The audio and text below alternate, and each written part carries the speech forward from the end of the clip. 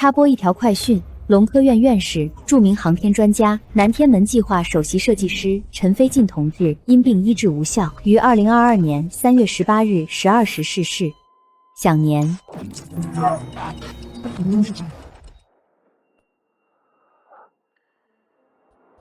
1988年，东方红钢铁厂，这小钢铁厂，我这是重生了。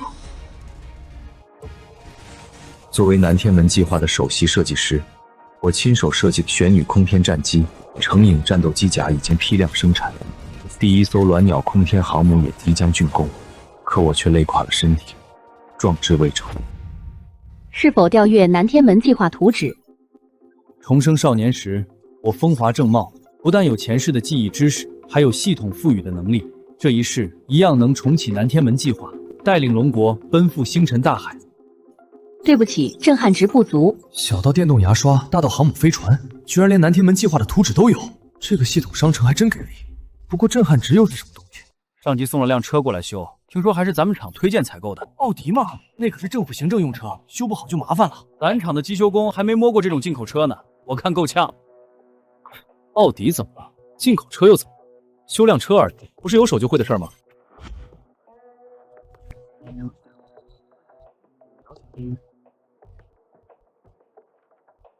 胡主任，这发动机很复杂，没有专业设备很难检测。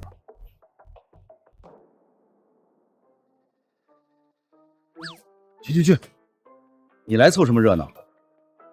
这可是外文，你一个毛头小子看得懂吗？这年头懂外文的确实不多。不过胡主任，你也别瞧了，这是产品介绍说明，不是维修手册。少在这里胡闹！既然看不懂外文，你凭什么说这不是维修手册？张口就来啊！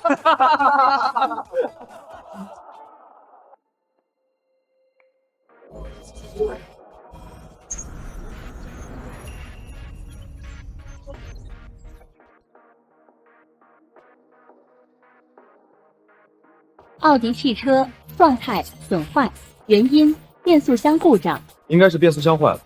这种自动挡的车，空挡挂多了难免如此。小兄弟，你还知道自动挡？那肯定会修吧？我认识的机修师傅里，听说过这个词儿的都没几个。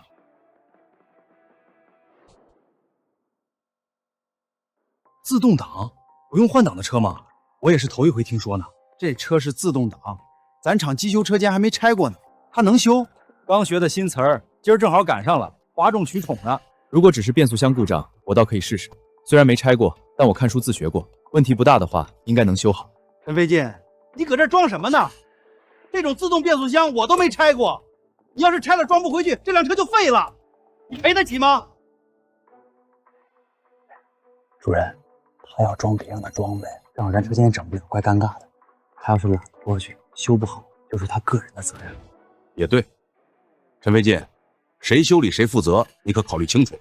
意思没修好就变成我的个人责任了呗？那行啊，既然要担责，总该有罚有赏吧？我若修好了呢？你要真能修好，那就是大功一件，为咱们车间争得了荣誉。我当众表态，机修车间今年的先进名额给你了。咱车间的先进名额每年才一个，就这样给他了。那也得他有那个本事拿呀。你听说过靠吹牛逼把车修好的？这车是咱车推荐采购的，坏了咱得负责到底。真修不好，上面怪下来，全车间扣奖金。小陈一个人揽下，这是要帮大家伙省钱啊！胡主任，这可是你说的，一言既出，驷马难追。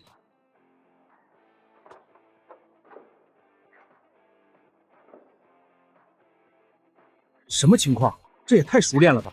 照着书本自学，能有这么强的上手效果？这就是传说中的自动变速箱吗？零件也太多太精细了，看着都眼花。真让他拆下来了，不会是一通乱拆吧？一会儿装不回去，我看他找谁哭去。找到故障原因了，这件零件磨损严重，不过咱车间没这种配件，我得到车工车间去车一个。大家最好都留下，不然一会儿回装的时候，万一少几个零件什么的，中途离开的人可就说不清了。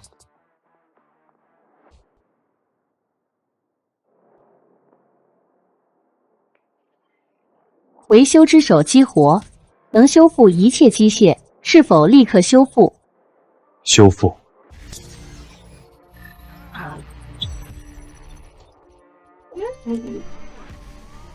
果然是系统，出手不凡，先进名额就这样到手了。以后随着我的能力提升，各种大型机械乃至于报废的潜艇、航母都能修复，想想都激动啊！这就是奥迪的零件啊！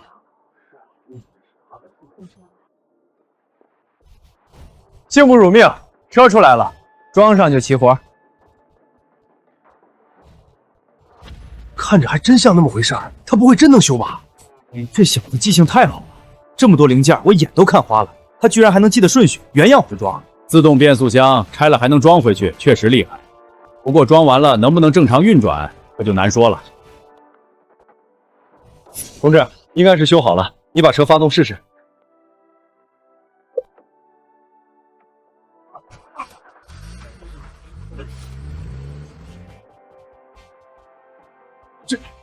真让他给修好了！厉害呀！自动变速箱咱以前听都没听说过，他居然真能修，真给咱机修车间长脸。以后走在厂子里，咱车间的腰杆都得硬3分。就凭这一点，机修车间今年的先进，非小陈莫属。恭喜宿主获得震撼值加600。原来震撼值是这么来的，就是做别人做不到的事情，给人带来震撼就可以了。这么说的话，类似的装逼机会，以后该装还得装嘛。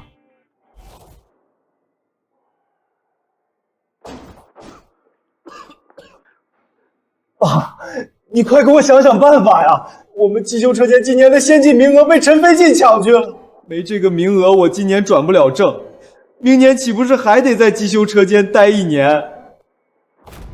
陈飞进，他去年就转正了，压根儿就不需要没事抢你的车间先进干什么？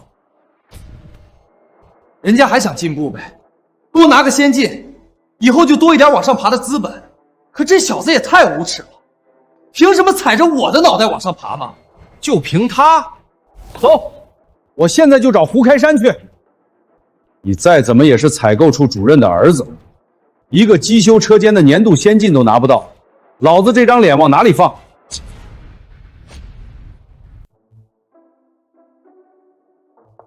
主任，你找我？不是我找你，是郑主任有事找你帮忙，你应该认识吧？这个大蛀虫怎么来了？没记错的话，再过2年他就得落马。上级从他家搜出现金几百万，好烟好酒堆成山，这可是在以万元户为荣的80年代啊！行了，我出去溜一圈，你们慢慢聊。小陈，坐嘛，又不是外人。你的事迹我听说了，自学成才，后生可畏，以后前途无量啊！郑主任，我不抽烟，有什么事儿您直说吧，我还有工作要忙呢。小陈啊，听说机修车间今天的先进内定给你了，你去年已经转正，锦上添花不如雪上存炭嘛。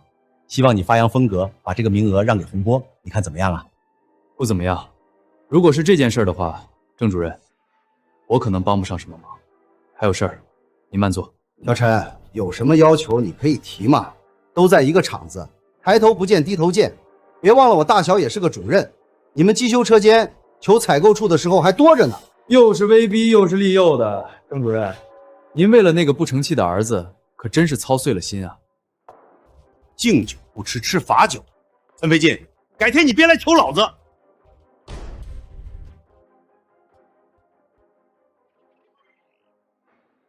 恭喜宿主获得震撼值加10。这样都行，早知道刚才更嚣张一点就好了，震撼值肯定更多。你答应他了？怎么可能？整个机修车间1年就1个先进名额，这可是我凭本事争取的荣誉，凭什么拱手于人？你小子，行了，我胡克山说过的话绝对算数。既然你没答应，今年的先进就还是你的。不过郑国仲可是咱厂的老油条，耍起无赖来阴招可不少。你今天得罪了他，可得多防备着点啊。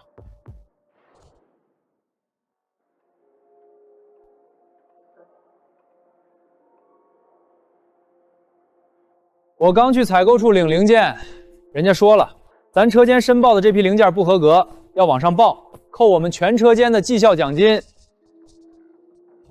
没问题啊，咱们以前申报的一直都是这种，就算真有问题，那也应该找零件生产商吧？凭什么扣我们的奖金？采购处把屎盆子随便乱扣，这不是欺负人吗？谁说我采购处乱扣屎盆子了？背后嘀咕有什么用？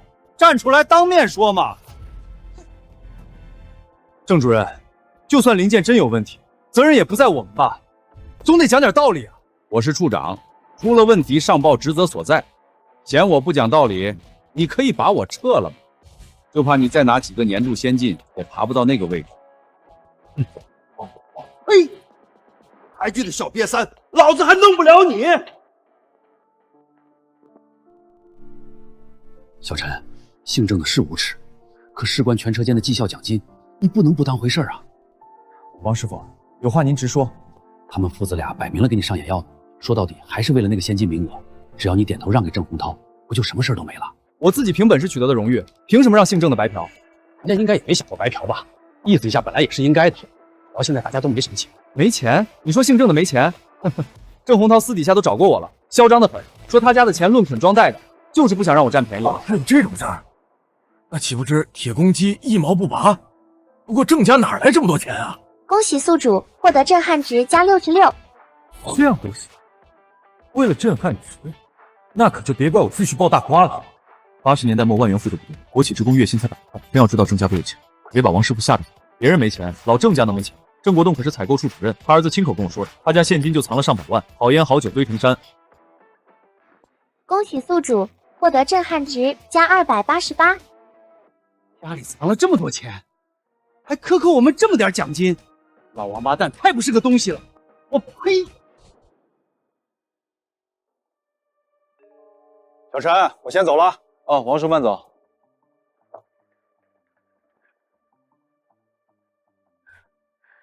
你做初一，我就做15，正好顺便多赚点震撼值。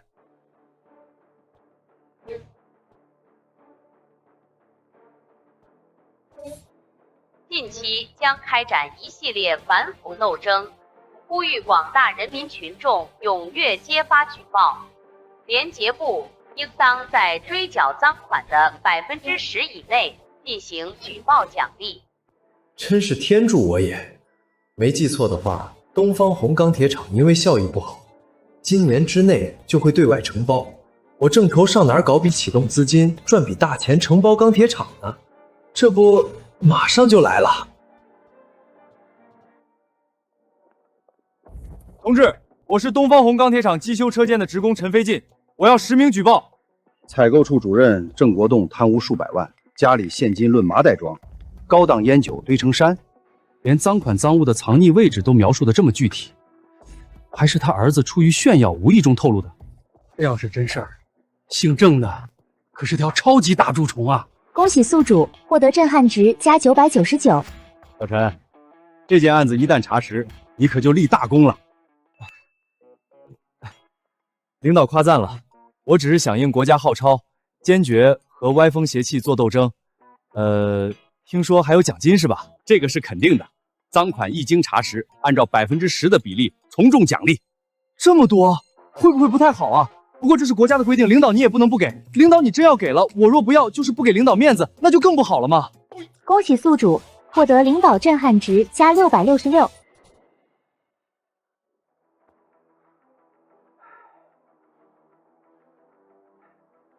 大家别不高兴嘛，我爸为了我也是没办法，他私下可跟我说了，只要姓陈的低头服了软，大家的绩效奖金就不用扣了。半个上午都过去了，陈飞进人呢？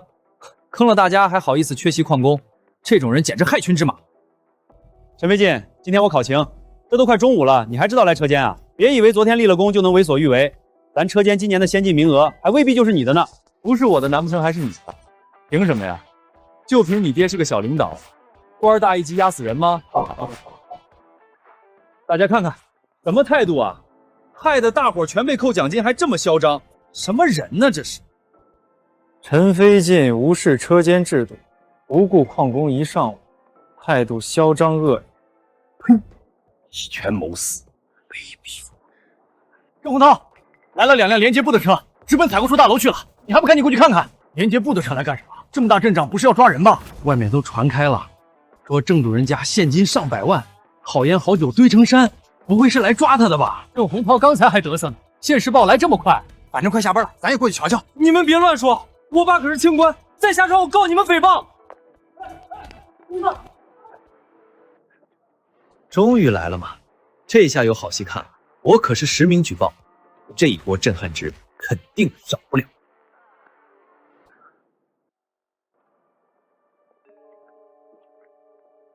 这里是采购处吧？你们的处长郑国栋在不在？领导，在呢，在呢。我就是郑国栋，是有什么公务需要我配合吗？你就是郑国栋，来的正好。有人举报你贪污腐败，而且数额特别巨大，请跟我们走一趟，配合调查。把人带上车。真是奔他来的？莫非外面的传闻都是真的？连接部都找上门来了，还能有假？肯定是实锤了嘛！我呸！平时装的跟什么似的，没想到是个大蛀虫。我跟着瞎起什么哄？饭可以乱吃，话不能乱说，这是赤果果的污蔑。到底是谁躲在背后胡说八道编排老子？是谁？到底是谁干的？两片嘴皮子一碰就想害人，缺不缺德啊你？领导，我可以证明我爸是被冤枉的，在我心目中他一直是个廉洁奉公的清官。你们都说话呀！我爸是不是个好官？一个厂子的难道你们不知道吗？赶紧帮我们作证啊！知人知面不知心，我们哪瞧得出来呀？要相信组织嘛。廉洁部的同志不会冤枉好人，也绝不会放过一个坏人。没做亏心事，怕啥鬼敲门？配合调查而已，你们爷俩慌什么？你就是郑洪涛，果然是个好青年。这种大义灭亲的优秀品格值得表彰发扬，广大群众会理解你、支持你，不要有心理负担。领导，你什么意思啊？我怎么听不太懂啊？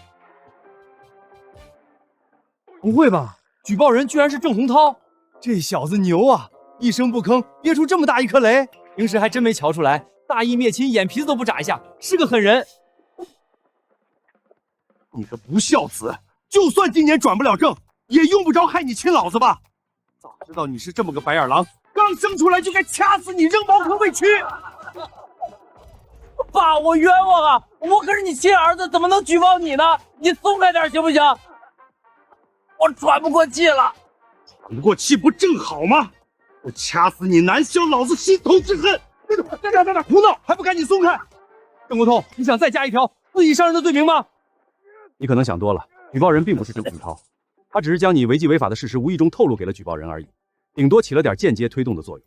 爸，你听到了，根本就不是我举报的，我可是你生的，谁家好儿子专门害亲爹呀？领导，我压根就没跟谁提过我爸怎么样。那个匿名举报人拿我说事儿，只是为了增加可信度。这人连领导都敢骗，不光无耻，还胆大包天。哪个王八蛋缺德冒烟干这种事儿啊？躲在边上造谣诽谤能要点脸吗？是个爷们就站出来，老子和你当面对质。郑洪涛，注意你的言辞，你已经涉嫌言语优冗、人身攻击了。再说人家可是实名举报，有什么不敢和你当面对质的？你说是吧，陈飞进同志？没错，是我举报的。既然是实名举报，当面对质理所应当，我无所谓啊。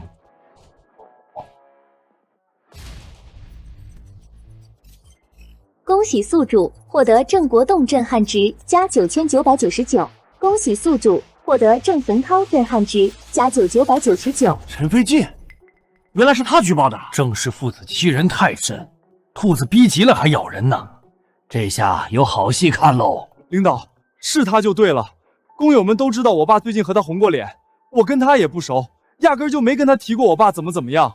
好你个陈飞进，为了泄私愤，连领导都敢骗，这种思想觉悟，亏你还想拿车间先进。领导，让你们看笑话了。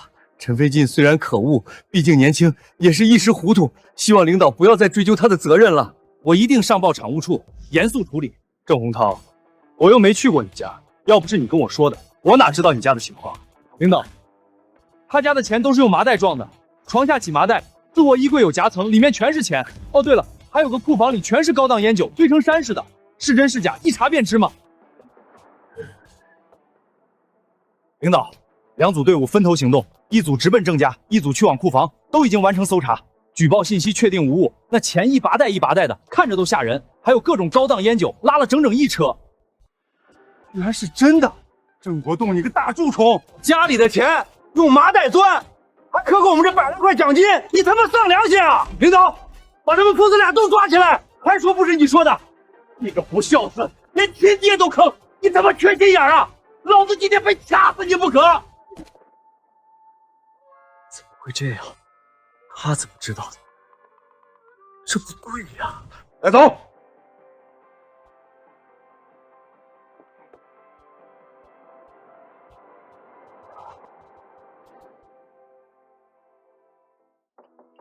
吴主任在吗？小陈啊，在呢，在呢。吴主任好。小陈啊，昨天下午我没在厂里，可事儿我都听说了，干得漂亮！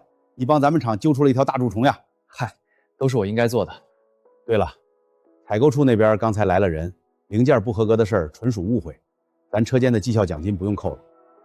主任，我不是来问这事儿的，我想请几天假。哦，那可以啊，3天够不够？我最大权限就3天，刚出了这种事儿，你休几天假回避一下也是对的。应该够了，那谢谢主任了。爸妈，我上午跟胡主任请了几天假，今晚的火车，我想去魔都看看。行，出了这种事儿，风口浪尖的，你待在厂里也确实不合适，出去散散心吧。儿啊，这可是你头一回出远门，出去见世面是好事儿，可千万得注意安全呐。知道啦，妈。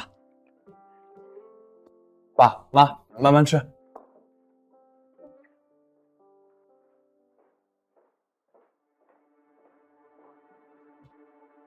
郑家贪污的赃款赃物折合800多万，按照10%的比例，我得到的奖金竟然有80多万，终于有启动资金了。前世记忆中，钢铁厂年底就会因举步维艰对外承包，副厂长黄胜兴暗箱操作承包了厂，不到半年便完成了资产转移。中饱私囊后宣布破产，坑苦了数百工友。我重活一世，要想重启南天门计划，扬帆星辰大海，钢铁厂是最好的起步点，但80多万启动资金远远不够。这次魔都之行，我要让它翻上10倍、100倍。前世，龙国的股票认购证是1992年开始的，没想到这一世提前到88年了。当时的股票认购证又称92发财证，被看作龙国第一次批量制造百万富翁的机会。今天就是认购证发行的日子，这次机会短平快，能让我手中的80多万启动资金滚雪球一般迅速暴涨10倍、100倍，绝对不容错过。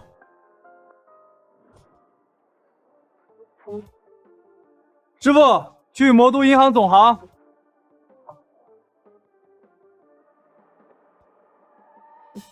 师傅，你确定这里就是魔都银行总行？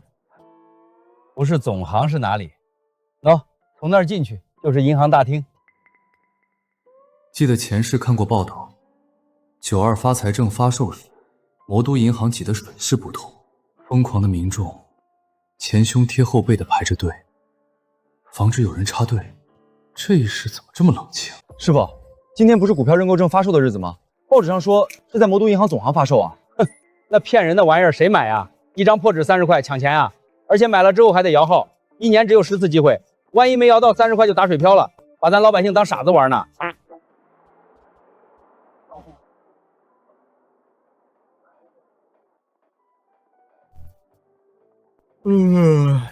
这都10点多了，来咨询了解的人都没几个。发售第1天就滞销，上面派发的指标任务看来是完不成了。这个月的奖金没戏了呀！同志，您要买认购证吗？是在这里买吧？赶紧倒查，这位同志要买认购证。80年代银行的服务态度这么好吗？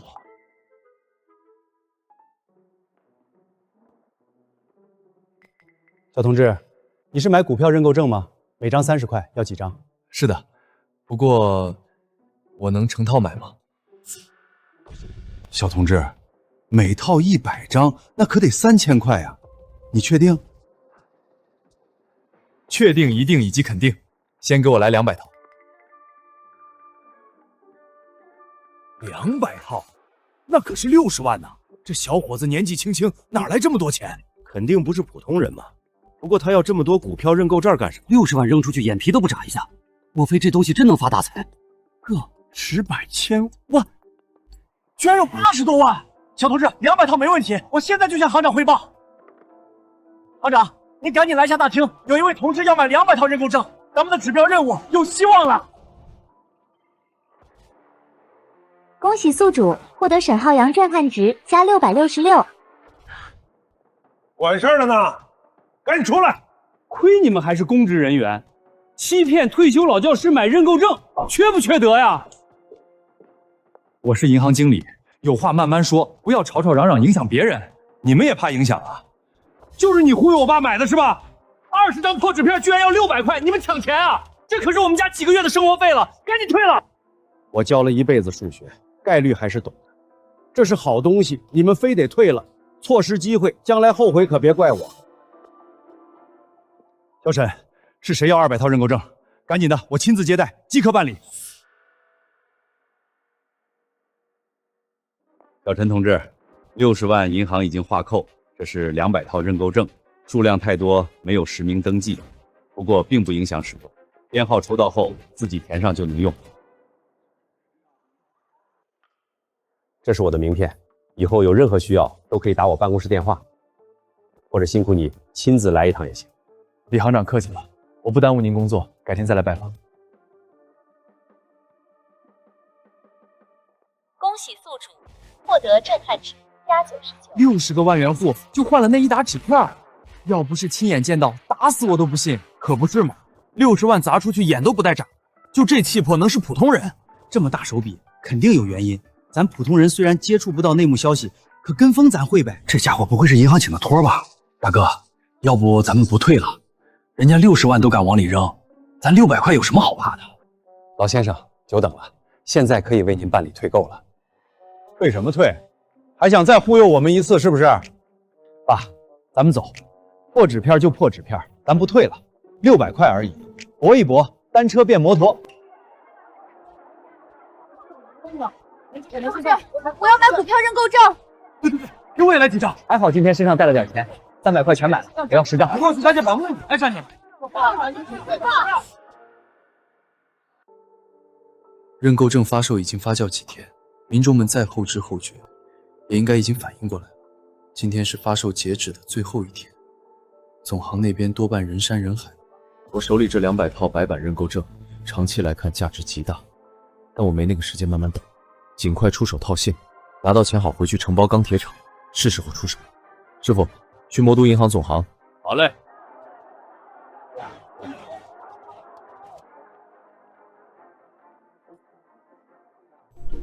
香烟、饮料、矿泉水。刚出锅的茶叶蛋，饿肚子的预购从厨呀，一会儿就没有了。代理排队，一次1元。要上厕所的看电视了吗？这认购证上面本来是要发售1000万张的，结果根本卖不出去。截止昨天，总共才卖出去几十万张。所以上面做了调整，发售量缩减到100万张。今天下午6点截止。这么一算，中签率提升了10倍，尤其是有成套连号的，中签率更高，妥妥的就是赚。听说前几天有人成套买，还都是没登记的白板，现在每张都得现场登记，每个人限购10张。那种没登记的白板，退市价格都炒到1000块一张了。1000块算啥？抢到了还是有的赚。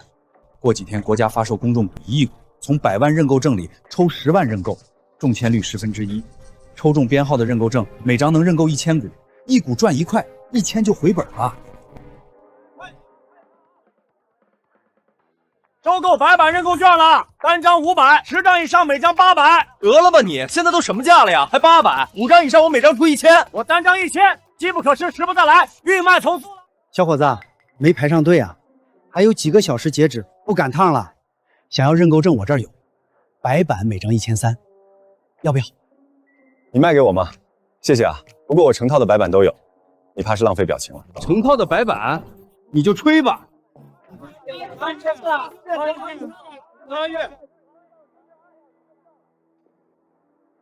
小兄弟，一人曲安泽，认识不少大老板，你手里真有成套的白板认购证，不会是吹牛的吧？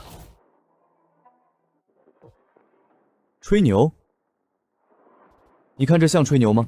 你真有一套白板？小兄弟，想发财吗？我按每张1500收购，但必须是整套的，100张正好15万，卖了它够你娶俩媳妇了。那可是重婚，违法的事儿我不干。另外，15万一套虽然价也不低，但如果我不止一套呢？不止一套？难不成你还能有10套？你总不至于能有几十套吧？接着猜，几十套都打不住，你总不可能有上百套吧？哎，我的小心脏！崔老哥，这回挺接近了，只多不少。而且我确实要出手，就怕你吞不下。恭喜宿主获得屈安泽震撼值加999。老弟，于某看走眼了，您是真人不露相。没错，100套以上我确实吞不下，但我是生意人，天南地北的商界朋友不少，这2天都来魔都了，只为收购股票认购证。老弟，咱们去那边坐坐如何？饭店里有电话，我挨个通知，半小时内那些商界朋友都能赶到。你手里的认购证，我们全包圆了。也行，不过我只给你半个小时，交易成功的话，额外转送屈老哥一套，表表心意。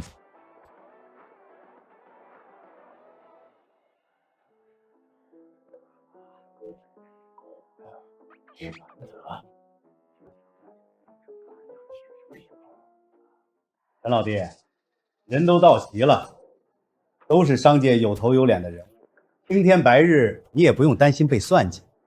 现在能告诉我们你到底有多少套了吗？总共200套，全是白板。恭喜宿主获得屈安泽震撼值加999。恭喜宿主获得费斯纳震撼值加999。陈老弟手眼通天，肯定不是一般人。你这个朋友，我费斯东交定了。包圆的话可是你们说的，我不管你们怎么分，总之200套，按每套30万，总共6000万出去。能吞下，咱们现在就去转账，一手钱一手证。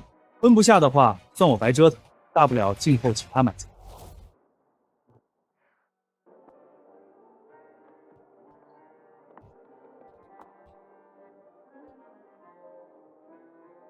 陈老弟的眼光和魄力生平仅见，委实叫我钦佩。光是这次结识这么多商界名流，老弟你的未来便不可限量啊！李老哥谬散了，运气好而已。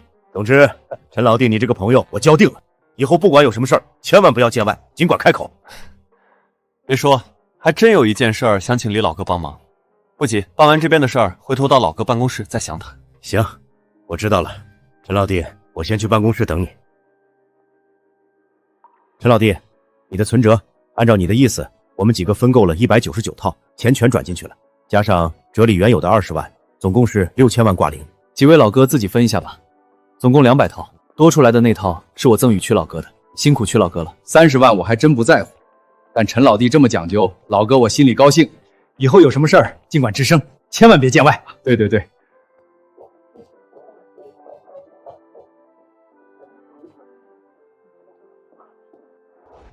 李老哥，李老哥，其实也没什么大事儿，就是想请你帮我贷个款，500万就行了，打进我的存折里。陈老弟，你账上都有6000万了，还贷500万干什么呀？这么大的金额，每月的利息可不少呢。利息不存在的，李老哥只管帮我办理就行了。陈先生，贷款办好了，500万已经进账，这是存折和贷款证明，请您说。沈经理辛苦了，我这人不喜欢欠钱，不然晚上睡不着。从折里划扣，帮我把刚贷的500万还了吧。贷款证明我就留下了。好的，我现在就去办理还款。陈先生稍后。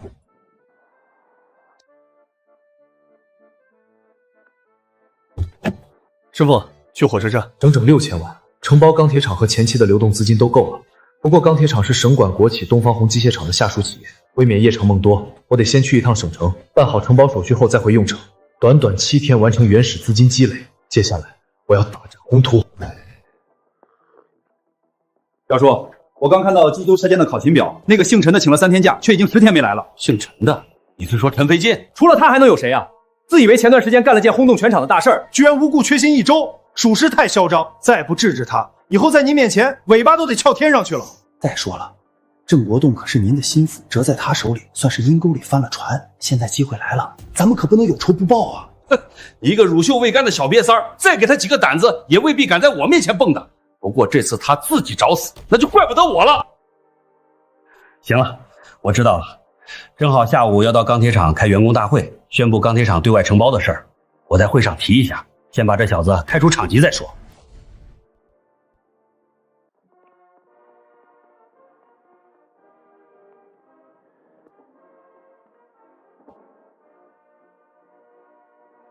无缘无故，老厂长等一众机械厂领导突然来我们钢铁厂开什么职员代表大会了，我有种不太好的预感。前段时间有传闻说咱厂效益下滑严重，举步维艰，上级要把咱钢铁厂从东方红机械厂分离出来，承包给私人了。不会真是这件事吧？那咱们岂不是要下岗？以后这一大家子可怎么养活呀？该来的躲不掉，只能听天由命了。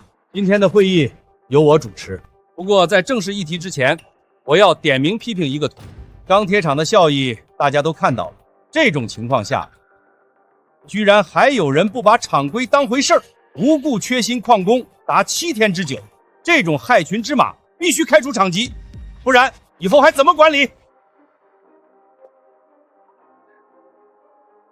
陈飞进，说的就是你，你还好意思笑？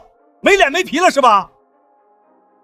老陈啊，瞧瞧你教育出来儿子，这么不像话，全是你打小惯坏了。黄胜兴，我自己的事儿，你凭什么说我爸？再说了，我跟胡主任请了假的。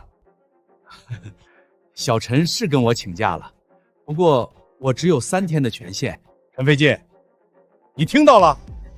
吴主任准你3天假，你一走10天没见影，说你缺薪旷工7天有错吗？你现在还有什么话说？当众求你爸开后门吗？黄胜兴，最后再警告你一次，我的事儿你说我就行了，别净扯我爸。你不就是想开除我吗？老子主动辞职，开完会我立马写报告交给胡主任，你满意了？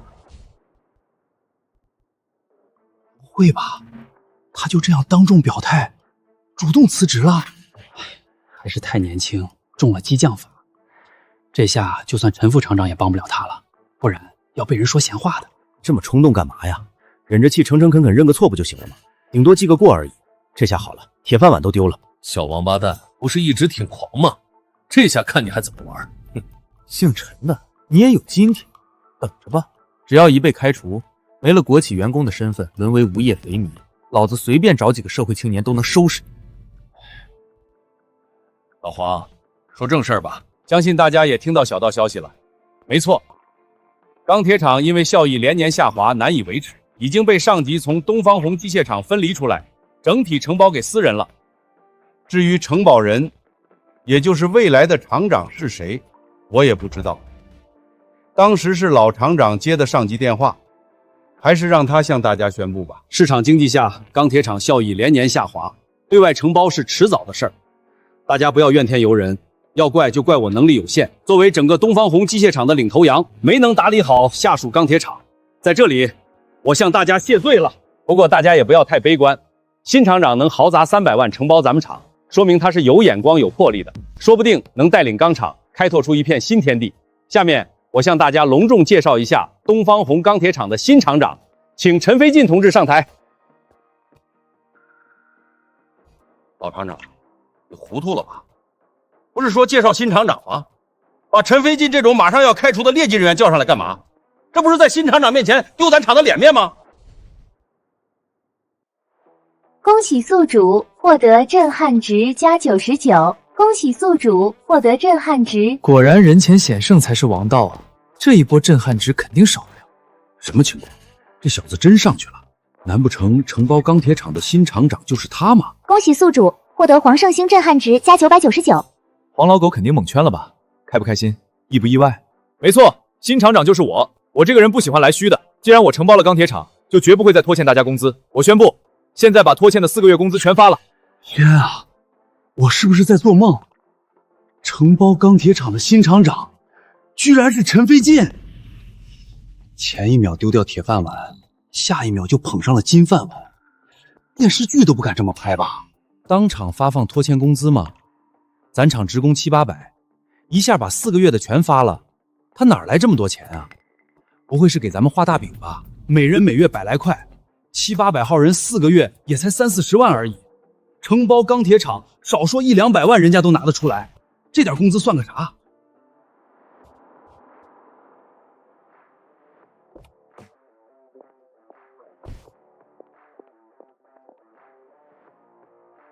陈先生，按照您的要求，我们直接送到钢铁厂礼堂来了，没耽误您的事儿吧？辛苦了，时间刚刚好，来几个人帮忙。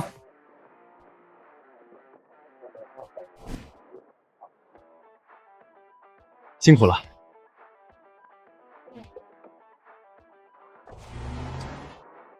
把麻袋打开，全拿出来，码放整齐。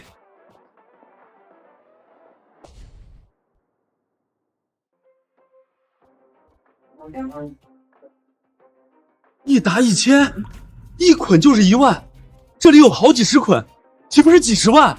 我这辈子都没见过这么多钱！恭喜宿主获得震撼值加999。这次我是以个人的名义，先给大家把拖欠工资清算发放，大家以后跟着我干，我保证让你们工资翻倍。现在我是钢铁厂的厂长，如果谁把我的话当放屁，到时候被开除，可别和我来谈感情。市场经济不相信眼泪。太会姐，工友们拖欠的工资数额，你那里应该有清单吧？这件事由你们财务处负责，按名单现场逐一发放。陈厂长，名单我这里有，马上就开始。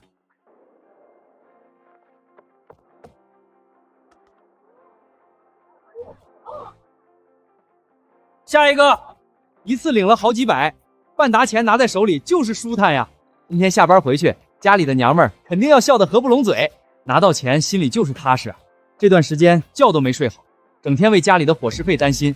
陈厂长帮我们解决了大难题呀。小小年纪雷厉风行，钢铁厂迎来一位这么有实干精神的新厂长，是全厂员工的福分呐。这小子哪来这么多钱？承包钢铁厂至少得动用100万级资金，现在又拿出了几十万发工资，这真是我陈道平哪来的败家玩意儿？几十万就这么砸出去了，脑子进水了吧？换作是老子，工资肯定继续拖着。陈飞进，谁让你这么干的？这和贿赂有什么区别？你这是拿钱收买人心。只听说过嫉妒使人面目全非，怎么智商都下线了？黄老狗气傻了吧？又不是什么拉选票，补发工人工资也能叫贿赂？怎么想？黄总说的有道理，直接给钱可不就是贿赂吗？黄总，话可得想好了再说哦。你是意思是让我现在就跟工友们说，你黄总认为我这是在贿赂，要求我立刻停止给大家发工资？那我们工人怎么活呀？对呀，就是啊。要我说呀，他就是看咱们工人不顺眼，他就是个屁官，人模狗样的就是个屁官。他自己过得倒是滋润，却见不得咱底层工人过好日子。我家里都特么快揭不开锅了呀！姓黄的站着说话不腰疼，人家陈厂长自掏腰包发工资，关他什么事儿啊？觉得人家拉拢人心，你他妈有本事掏钱出来发呀！反正老子把话撂这儿，陈厂长要是真因为这个停发工资，我家没米下锅了，就带着老婆孩子堵他家门口，跑他家里过日子去。没错，算我一个，回头就回家卷铺盖，拖儿带女堵他家楼道里等着。不，陈飞进，你可别乱说，我哪有那个意思啊？反正掏的是你自己的钱，你爱怎么花关我屁事儿啊！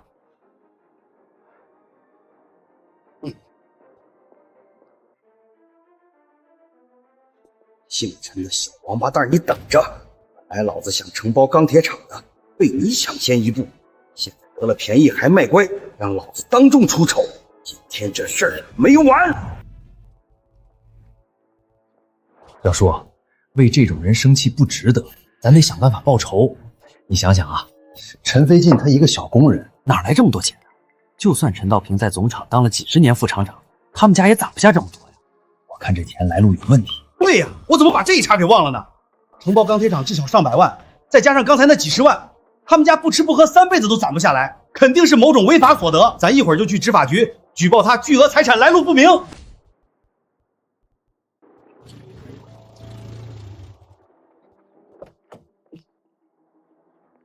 你就是陈飞进同志吧？我是邱继云，找你了解一下情况。我是陈飞进，到屋里说吧。怎么回事？打架了？还是犯法的呀？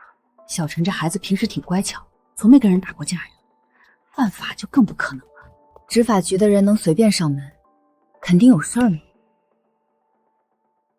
陈飞进同志，我听说你今天上午把钢铁厂所有工人拖欠的工资都发了，得有30多万吧？这么多钱属于巨额财产，来路不明，你有什么要说的吗？早猜到你们会来了。且稍等，我去拿一下资料。这是廉洁院表彰我举报有功奖励的80万证明，这个是我去魔都在银行购买股票认购证的证明，这是我将认购证出售的证明，还有这个是我在魔都银行贷款500万的证明。恭喜宿主获得秋季云震撼值加999。既然事情都搞清楚了，那我们就回去了。这只是一个误会，陈飞进同志是个好人，贷款给工人发工资，让人钦佩啊。钢铁厂拖欠的工资全发了，还是小陈发的，这到底怎么回事啊？没听人家说贷了款吗？小陈这孩子人是好人，可这么干不会是烧坏脑子了吧？我家那口子估计也快回来了，回家等着收钱去。这下终于有米下锅了。好，那我们走了。好，那我就不留你们了。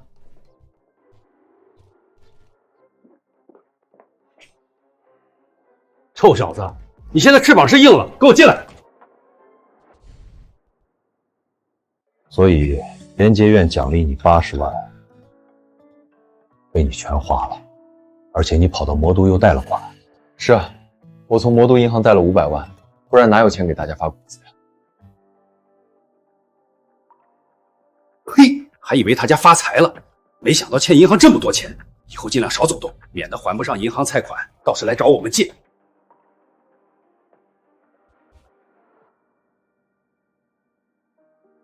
爸妈，你们放心，银行贷的那500万，我当时就用卖认购证的钱还了。我不但没有外债，账上还有一些盈余，你们别有压力。那我就放心了。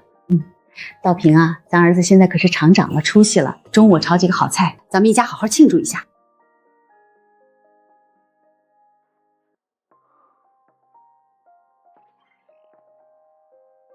是否消耗震撼值？提取五菱宏光完整设计图。提取设计图。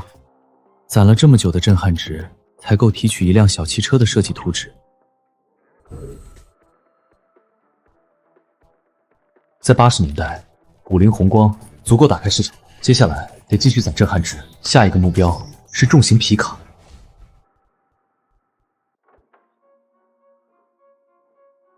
表叔，我刚从执法局那边过来，厂里消息也传开了，原来陈飞进的钱是从银行贷的款。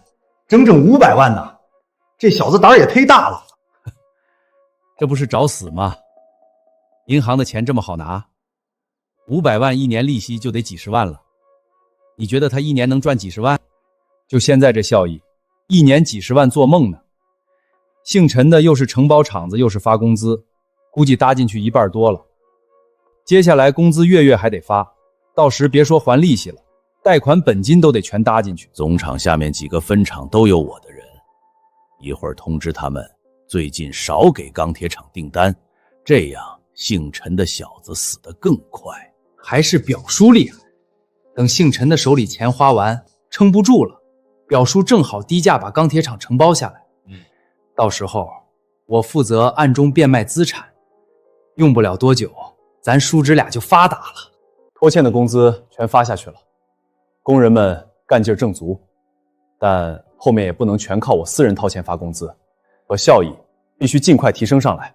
大家有什么好的想法，可以畅所欲言嘛。咱厂是东方红机械总厂的下属企业，以前的订单都是从总厂下的各个分厂拿到的，可现在各个分厂的产品滞销，咱钢铁厂的订单自然也就少了。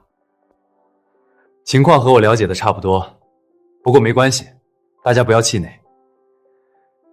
下个月我准备去广交会开拓市场，所以这个月大家肯定有的忙了。广交会倒是一个好平台，但咱们一个钢铁厂能拿什么产品去开拓市场啊？各种型号的钢材钢管吗？那也没什么吸引力和竞争力啊。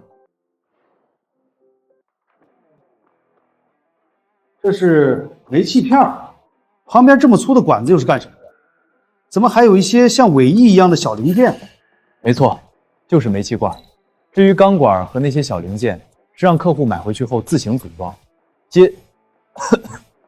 接水接气的。前世中东地区的煤气罐炮弹可是一绝，不过我现在卖的是生活必需品，至于中东客户们买回去之后怎么组装，那就是人家的事儿了，咱也管不着嘛。咱是钢铁厂，材料够多，生产煤气罐完全没问题。可销路呢？现在国内大部分都是烧煤，用煤气罐的可不多呀。可不是嘛，关键这玩意儿可是坨铁疙瘩，不易损坏，买一个能用好些年，市场需求就更少了。就这样吧，按照图纸生产，出发前必须请准备好一批样品。至于广交会参展名额，我去外经贸局申请。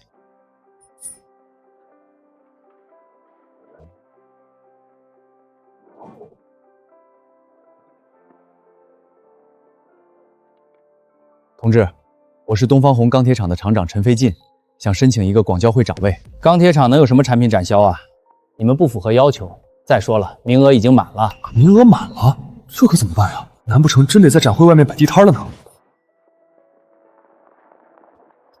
小陈师傅，真是你啊！这可巧了。小陈师傅，真是你啊！这可巧了。小陈师傅，上次啊，多亏了你啊！别说，你的技术真是这个。上次修好之后，开起来就跟新车似的。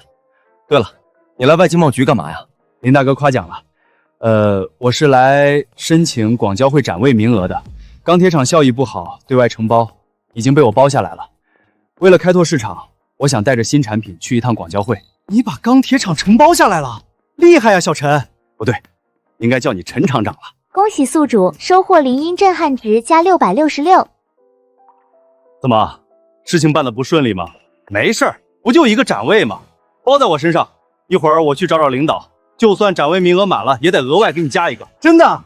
那你可就帮了我们大忙了。我代表钢铁厂数百名工人向你致谢。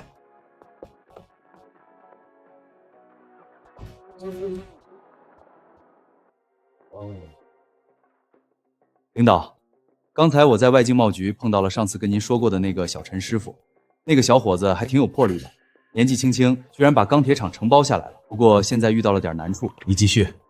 为了扩大效益，他想带着新产品去广交会，但展位的名额已经满了。哼，刚承包钢铁厂就弄出新产品了，果然还是年轻人有闯劲儿啊。这件事儿该帮帮他。我们荣成也不能光靠卖煤炭、铁矿和资源去赚外汇。市场经济下，应该鼓励企业大胆往外闯，开拓市场吧。我给外经贸局打个电话，加个展位，具体你去落实。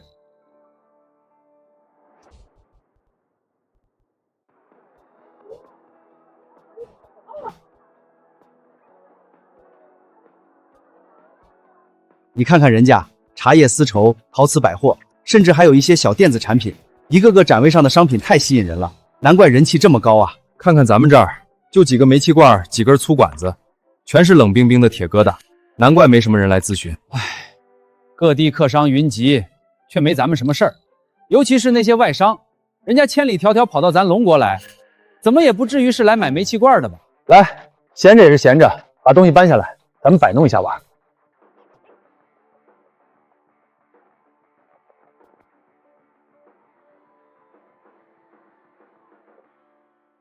厂长，你装错了，谁家煤气罐这样装啊？可不是嘛，这么歹弄，看着就跟炮管和炮弹似的，万一引起别人误会就不好了。别乱说，咱卖的煤气罐可是生活必需物资，和炮管炮弹半毛钱关系都没有，这不闲着也是闲着，摆弄着玩嘛。3个大傻叉，真当我是闲得慌的？这么摆弄就是为了引起某些有心人的误会吗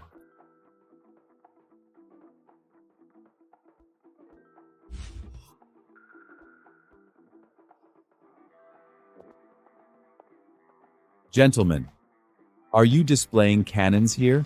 When did the Canton Fair start exhibiting such items? No, dear foreign friends. We are serious businessmen. There won't be any cannons at the Canton Fair. I was just fiddling around earlier. 我们是生产煤气罐的，属于生活物资。当然了，支架和接气钢管，包括其他零配件，我们也都全套提供。这位先生的想象力很丰富啊。不过听你这么一说，我们的产品经过一组装，看着还真挺像迫击炮呢。别的不说，光是威力方面，10升装煤气罐爆炸相当于150公斤 TNT 炸弹，或者3000枚手雷。如果爆炸时顺着管道飞出去，向以射程，最大能达到2公里，所以日常使用的时候一定要注意安全呀。恭喜宿主收获无天齐震撼值加999，恭喜宿主收获纳斯托震撼值加999。真的，威力这么大吗？亲爱的龙国朋友，不知如何称呼，请收下我的名片。如果价格合适，我们大量订购这种生活必需品。我们中东的需求量很大。终于开窍了吗？今天的运气不错。这位中东朋友一点就懂。我们的煤气罐价格是30米刀，每买10个赠管1根炮。钢管，每买100个赠送1个移动支架。对，节气的钢管消耗大，得多订一点。还有移动支架嘛，这也太贴心了。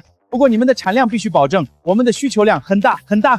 收获无天齐震撼值加999。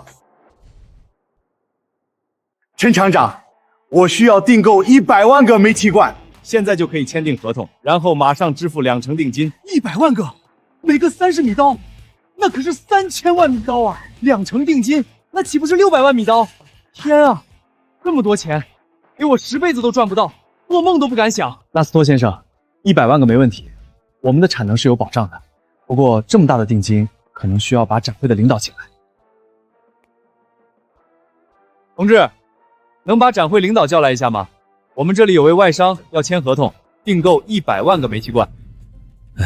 展会第一天，国内的订单总额倒是不少，但外资订单却远低于预期。上面还指望着这次广交会能在创醉方面打破往年记录，目前看来恐怕是难了。主任，地区1101号展位有个外商要订购煤气罐，展销商请您过去主持一下。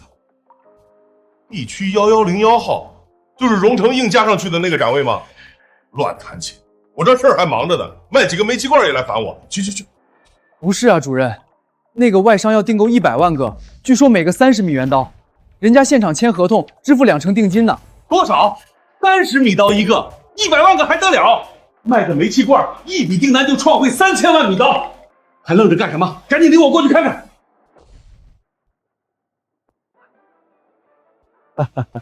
不，一点都不多。我们中东的人口也不少，这种生活必需品不可或缺。如果政策上没问题，现在就可以签订合同，支付定金。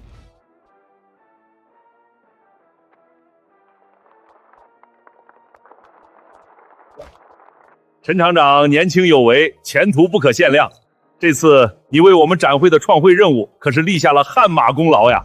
要不到我办公室坐坐？荣主任夸奖了，托塔斯托先生的福而已。回头有空再去拜访您。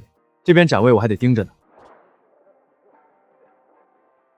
一下午时间又签了10几份合同，虽然每份订购量不算太多，加起来也有70、80万个了，这又是2000万出头。预期目标已经完成，咱们可以提前撤展了。小陈，听说你下午又签了10几份订单，今天一天的订单总额已经突破了5000万大关，如此年轻，可真是商界奇才呀！荣主任夸奖，走运而已。谦虚也要有度嘛。改天我给你介绍一位领导，你这种人才就该为国家多多效力嘛。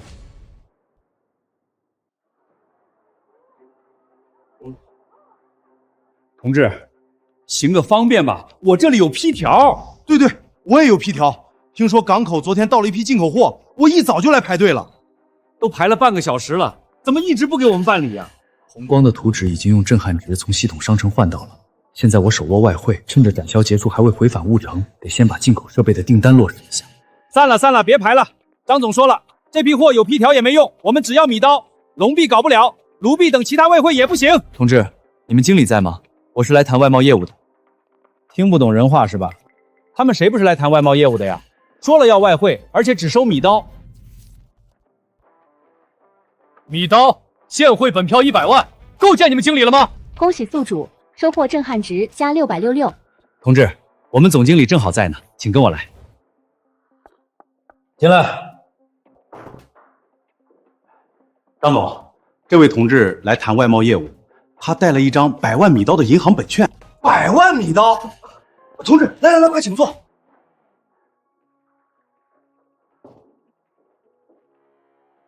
我想委托贵公司帮我进口2套发动机生产线，时间有点紧，可以从较近的樱花国选购，不需要最先进的设备，几年前的旧生产线也是可以的。你要生产汽车？不是吧？这么年轻，野心和胆子这么大。张总说笑了，我哪有什么野心和胆子呀？再说了，这和年纪也没什么关系。这笔生意贵公司有兴趣吗？佣金你放心，该你赚的你赚。陈厂长讲究人，我喜欢。不过你有这么多的现汇米刀，为什么非得造汽车呢？以咱们龙国的工业水平，风险多大呀？还不如投到樱花的房市去呢。东京的房子买了放1-2年，这100万米刀至少涨3-4成。张总似乎对东京的房地产很感兴趣。听我一句劝，那玩意儿千万别碰，谁碰谁死。前世樱花国房产泡沫破灭，排队跳楼的挤满天台，整个樱花国的经济都随之衰退，这可是个超级大雷。陈厂长，你的高见和龙国诸多经济学家的看法正好相反。现在的樱花国房地产行业可是欣欣向荣，经济一片大好。怎么到你这儿变成谁碰谁死了？张总，你认为把东京的房地产全都卖掉，能够买下米国吗？当然不能。那不就结了？这不是泡沫是什么？既然是泡沫，就注定会有泡裂的一天。现在的樱花国房地产行业只不过是皇帝的新衣，彻度崩溃前最后的疯狂罢了。陈厂长的见解独到，一针见血，简直叫人茅塞顿开，拍案叫绝。回头我就把你的观点和推论整理记录下来，相信老爷子一定会感兴趣的。老爷子，看样子这位张总的背景也不简单呀。至于你要的设备生产线，全包在我身上，尽快给你办好。另外还有什么别的需要吗？我还想要5套煤气罐的生产流水线，这个没什么技术含量，国外不会封锁，尽量搞新的，尽快先弄过来，直接运到荣城就行了。陈厂长回去之后，等我的好消息就行了。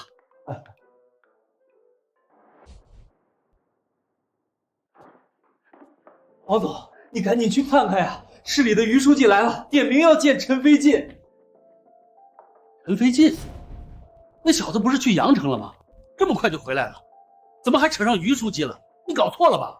陈飞进这段时间出了这么多风头，我能连他都认错吗？那边好多人围观呢。真有这事儿？走，看看去。老邓，你们东方红机械厂果然人才济济啊！小陈，钢铁厂才刚承包给你，就为国家创造了5000万米刀的外汇，好样的！以后好好干，你还这么年轻，前途无量。我一定谨记领导的殷切叮嘱，再接再厉。表叔，什么事儿啊？连市里的于书记都惊动了。于书记是来给陈飞进呐喊助威的。呐喊助威？陈飞进？陈飞进不但真的进了广交会，居然还让他和外商签订了大笔订单。这小子一声不吭，都为咱龙国创汇了。表叔，你怎么越说越不靠谱了？还外商创汇呢？就他们带去的那几个破煤气罐，哪来的外商这么艰苦吗？煤气罐都要。表叔，我就想不明白了，钢铁厂生产的破煤气罐，他怎么就能拿下巨额订单，创汇数千万米刀呢？那些所谓的外商全都是乡巴佬吗？太没见过世面了。表叔，你说句话呀！这回连于书记都被惊动了，亲自带队来给他呐喊助威。以后姓陈的尾巴翘到天上去，还不得拿鼻孔瞧咱俩？这口恶气实在是咽不下去。尾巴翘上天，他还没那个本事呢。不就是个钢铁厂吗？大不了咱抢回来就是了。钢铁厂都已经承包给他了，咱还能抢回来？这可能吗？有什么不可能的？你表叔能当上总厂的2把手，可不是这么简单的。现在我只是个总经理，但姓邓的马上就要退下来了。他一走，总厂厂长非我莫属。我怎么把这一茬给忘了呀？只要二叔你当上了厂长，你的话在咱机械厂就是圣旨，他陈飞进又算得了什么呀？恭喜二叔平步青云。儿子，你这一走就是好几天，在外面肯定没吃好，都瘦了，赶紧多吃点给我补回来。行了，他都多大人了，怎么还把他当孩子？飞进，你这次是立大功了，于书记都连声夸奖，给咱老陈家长了脸。可越是这样，你越得谦虚，不能骄傲自满。要知道水满则溢，木秀于林啊！爸，你这是话里有话。邓厂长马上就要退休了，你爸我虽是他提拔上来的，但新厂长的任务跟这个没关系。黄胜兴本来就是2把手，在总厂及各个下属企业，他人脉又广。哦，爸，你是担心黄胜兴给我穿小鞋？放心吧，你儿子虽然还是你儿子，却已经远飞西饼。姓黄的再老谋深算，我也未必怕了他。张总的效率很高啊，这才3天，5套煤气罐生产流水就送过来了。干外贸的果然都是雷厉风行。吴厂长，过来一下。你安排一下餐饮和住宿。小李和几位司机大哥都辛苦了，卸完货好好吃一顿，今晚睡个好觉，明天动身返回，不能疲劳驾驶吗？这里位置正合适，设备卸车后尽快安装调试，然后全力生产。厂长，这可是进口设备，我们可不敢乱动。得找专业人员调试呀。算了，我自己来调试吧。厂长，这可是进口设备，你能玩得转？老吴，你瞧不起谁呢？厂长可是从我们机修车间成长崛起的机修天才，连自动挡的进口车都能修，调试个设备算什么呀？马屁精。另外，记得把设备租赁合同准备一下。设备租赁合同？租赁？买这5套流水线没走厂里的账，是我私人出资购买的，当然得签租赁合同了，这样租赁费也能抵扣点税款嘛。靖皇的老奸计划多半早憋一肚子坏水了。这个设备租赁合同就是我给自己上的一道保险，防人之心不可无，尤其是对这种小人。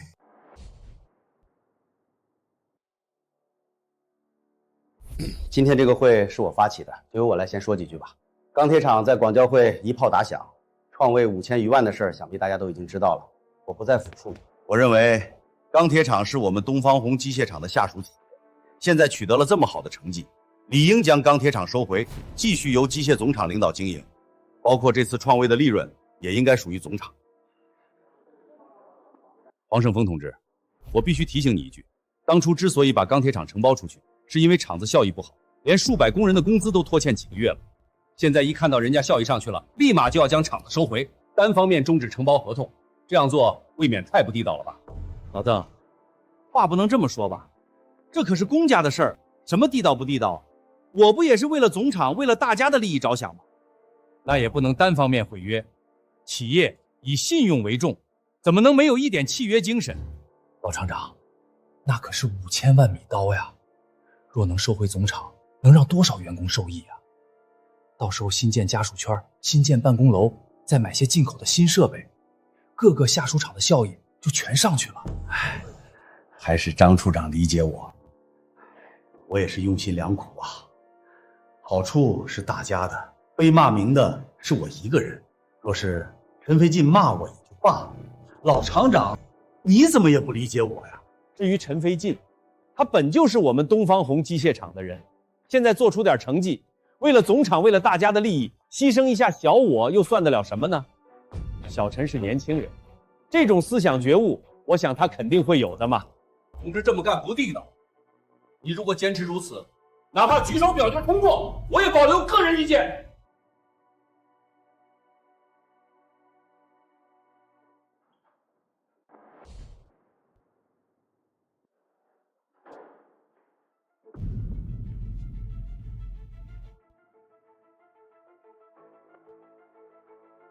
张长鹏，这里是钢铁厂的会议室，我们正在开会，你来干什么？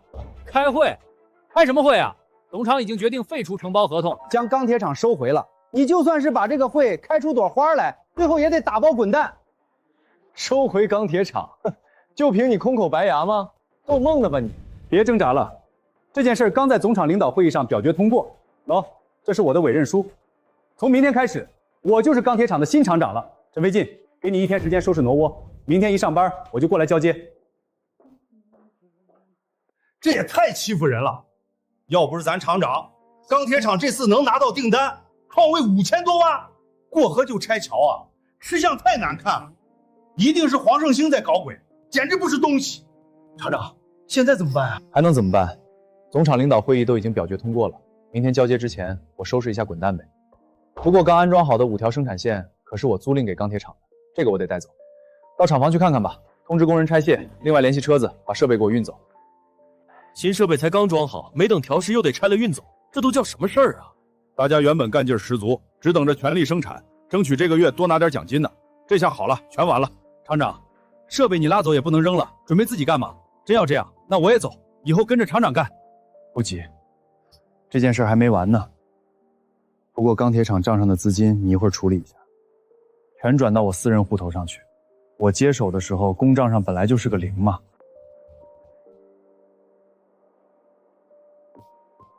你鸠占鹊巢，我就釜底抽薪，大家半斤八两，谁也别怪谁。哦，对了，我现在就去一趟售后局，把这段时间厂子利润的税报一下。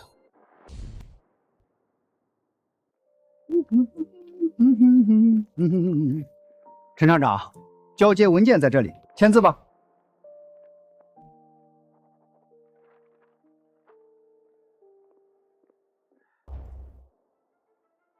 大家好，以后我就是你们的新厂长了，在我的英明领导下，钢铁厂必将欣欣向荣，再创辉煌。运动鼓掌！一群不识相的穷酸贱民！今天老子心情好，不跟你们计较。以后谁再敢甩脸子不识趣，别怪老子不客气。会议室集合，本厂长要开会，布置生产任务。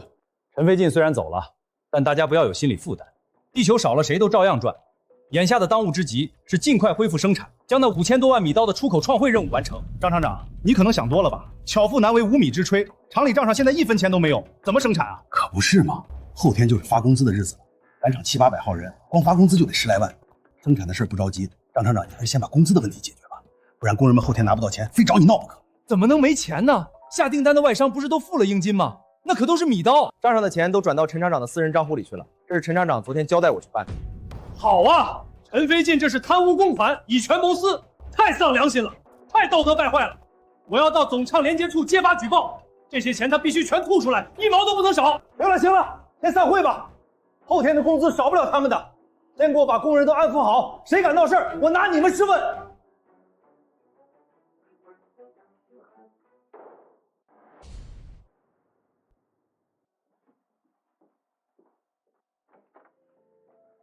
怎么交接工作不顺利？陈飞进赖着不肯走是不是？看把他能的！走，我倒要看看他到底想干什么。要说不是这么回事，姓陈的已经走了，交接倒是挺干脆的。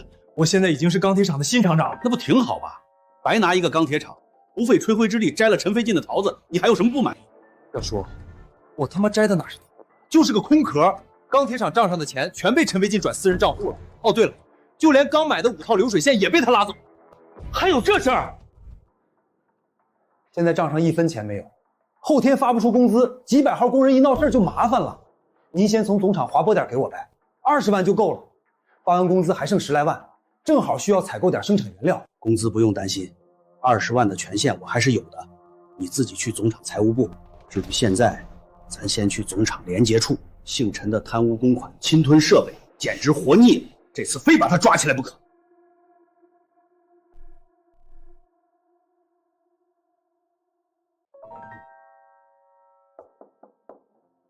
有人吗？我是陈飞进。陈同志，进来吧。小胡，你记录一下。小陈，有人举报你贪污公款、侵吞设备，钢铁厂公账上的钱全转你私人账户上去，还有那5套新设备也被你拉走了。有这事儿？不过我拿走的是自己的钱，拉走的也是自己的设备，怎么就变成贪污公款和侵吞设备了？谁这么眼红胡说八道啊？小陈同志，注意你的态度，你已经犯法了，知不知道？居然还这么嚣张强硬！我们的政策是抗拒从严，坦白从宽。这里有几份文件，乔处长可以看看。第一份是我承包钢铁厂时的交接文件，上面有负责人签字，可以证明我接手时钢铁厂公账上只有1块5毛钱。请问这么点钱，贪污从何而来？第二份是我和上级承包钢铁厂时签的约，上面约定我支付300万私人承包钢铁厂，自负盈亏，亏了算我倒霉，赚了则是我私人的收益。请问，我将钢铁厂交回去之前转走的公账上的资金属于我的私人收益，贪污从何而来？别看我，你继续记录。钢铁厂毕竟是总厂下属企业，既然产生了这么大的利润，全揣进你私人腰刀，怎么都不太合适吧？这件事儿可不能全凭你说了算，我得回去向上面汇报，研究一下再定性。乔处长，我认为即便不能凭我一个人说了算，也不能凭你向上面汇报，研究一下就有资格定性。陈飞进，你这是什么态度？知不知道你已经涉嫌对抗组织调查？这是很严重的原则性问题。这是我昨天在税务局的报售凭证，承包钢铁厂期间的获益，我已经向税务局报售且获得批准，税收已经上交国库。如果你们认定我的合法收益是贪污赃款，是不是说税务局是我的同党，与我同流合污？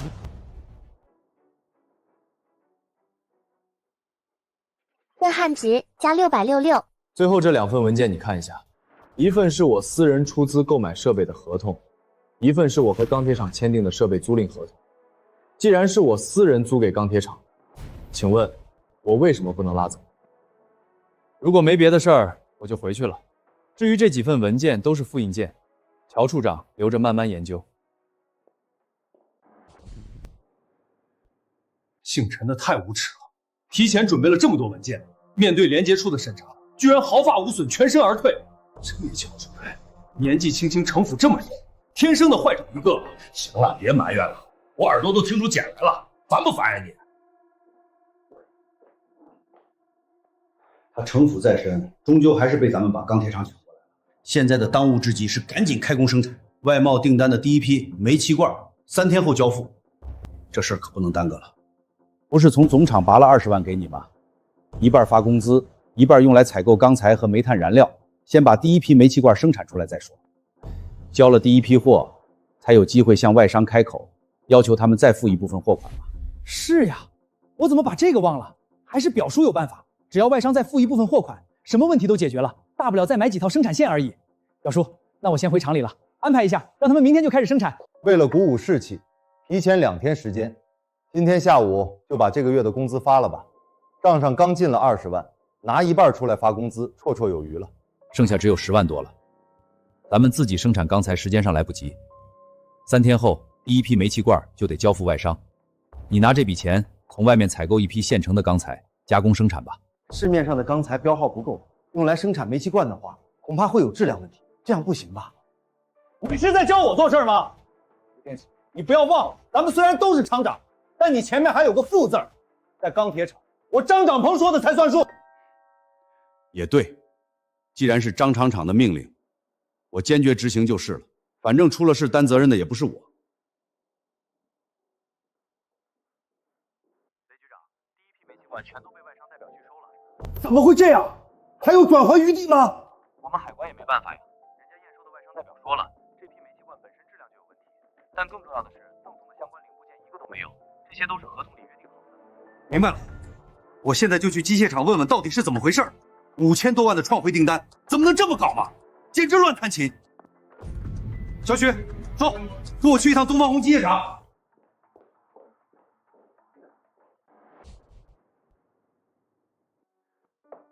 老邓，我知道你今天退休，可我哪里得罪你了？你退休之前扔下这么一个烂摊子，是非得把我也拉下来是不是？雷局，到底什么事儿？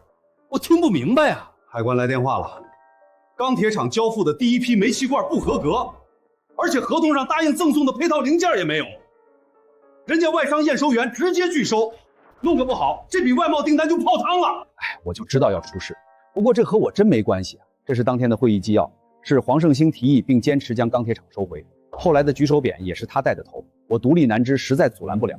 而且我明天就不上班了，今天已经和黄胜兴交接，他从明天开始就是总厂厂长了。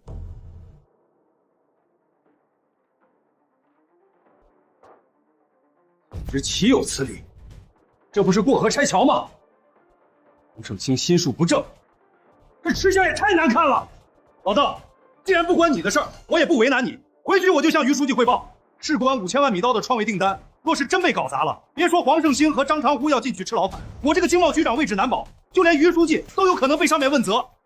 姓黄的简直狗胆包天！明天一早搬着这箱个人物品入住厂长办公室后，这边应该就很少会再来了。熬了这么多年，姓邓的一退休，老子终于成为机械总厂的一把手了，真不容易呀。黄胜峰同志吧，这么晚了你还在办公室啊？于书记，是我，谢谢书记关心。邓厂长退休，我明早就和他交接了。一想到肩上的担子，我如履薄冰，深感责任重大。行了，我现在不想听这些。我问你，钢铁厂承包收回是怎么回事？现在外商那边提出严正抗议，万一外贸订单泡了汤，你承担得起这个责任吗？于书记，什么时候的事儿啊？我怎么听不太懂啊？现在国家外汇紧缺，这个订单关乎5000万创汇，一旦因为我们的原因无法完成订单，3倍的违约金至少得赔1亿5千万，就算是把你和整个东方红机械厂打包卖了都赔不起，你自己看着办吧。小陈，这件事儿你受委屈了，不光是我，刚才向于书记汇报的时候，书记也很光火。黄胜兴为了一己私利，简直丧心病狂，太没有底线了。谢谢雷局关心，不过我没事的。这几天搁家里虽然有点闲，可肩上没什么压力，晚上睡觉都香。现在想想啊，这样其实还真挺好的。别呀，小陈，你这么年轻，怎么能没有一点斗志呢？连你这种冉冉升起的新星都这样想，国家的未来靠谁建设呀？雷局，我也得为自己和家人想想。这次我明明创维立了功，结果被人摘了桃子也就算了，总厂连接处都找不过来，审犯人是？我也想通了，平安师傅，这次我才创汇5000万就被人这么算计，若是第2个项目上马，至少能帮国家创汇5、6亿，届时各种明枪暗箭、流言蜚语，还不得把我伤个体无完肤啊！除了煤气罐，你还有第2个项目，能为国家创引5、6亿米刀？当然有了，煤气罐这种没技术含量的项目，只是为了钢铁厂起步创收搞的开胃菜而已。这是一份汽车图纸，包括全车外形、内饰和发动机所有图纸，以其性能和性价比，即便是在国际市场上，竞争力也堪称顶级。小陈，你要造汽车，一个钢铁厂从煤气罐到造汽车，这跨度也太大了。像你这么有魄力的年轻，我这辈子都没见过。恭喜宿主收获雷大招震撼值加666。哟，这就震撼上了。看样子今天震撼值又能赚不少呢。这是我和阳城外贸公司签的订单合约，当时支付了100万米刀，委托他们从樱花国进口一套发动机生产线，估计10天半个月就能送来。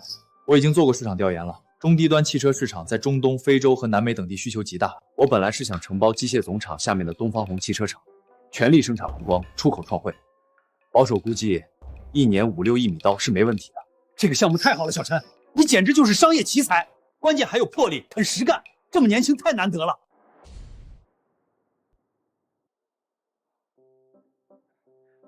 雷局，我话还没说完呢。可是现在发生这种事儿，我已经心灰意冷。钢铁厂我掏出300万承包，刚见点甜头就被总厂收回。这样的话，东方红汽车厂我哪还敢承包呀？万一汽车一生产出来，我累死累活还没捞到好处，立马又有个人跳出来摘桃子，我瞎折腾什么呀？小陈，这次你确实受委屈了，我和于书记都看不过去，一定会给你要个公道的。你就说说吧，如果要让你回去，甚至上马汽车项目，你有什么要求？雷局这么有诚意，那我可就不客气了。我的要求很简单，无论是回钢铁厂，还是上马汽车项目的东方红汽车厂，我都不会再承包。要搞，我就直接买断。买断？钢铁厂和汽车厂都是国企机械总厂下属企业，属于国有资产。在80年代，这种买断国有资产的观念还是很新潮的。不知道雷局和于书记有没有这个魄力？这件事我会向于书记汇报，基本上没问题。只要你生产出第一批合格产品，让外商满意，保住现有订单，钢铁厂和汽车厂的买断事宜包在我身上。那好，总厂那边处理好的话，我明天就回去接手钢铁厂。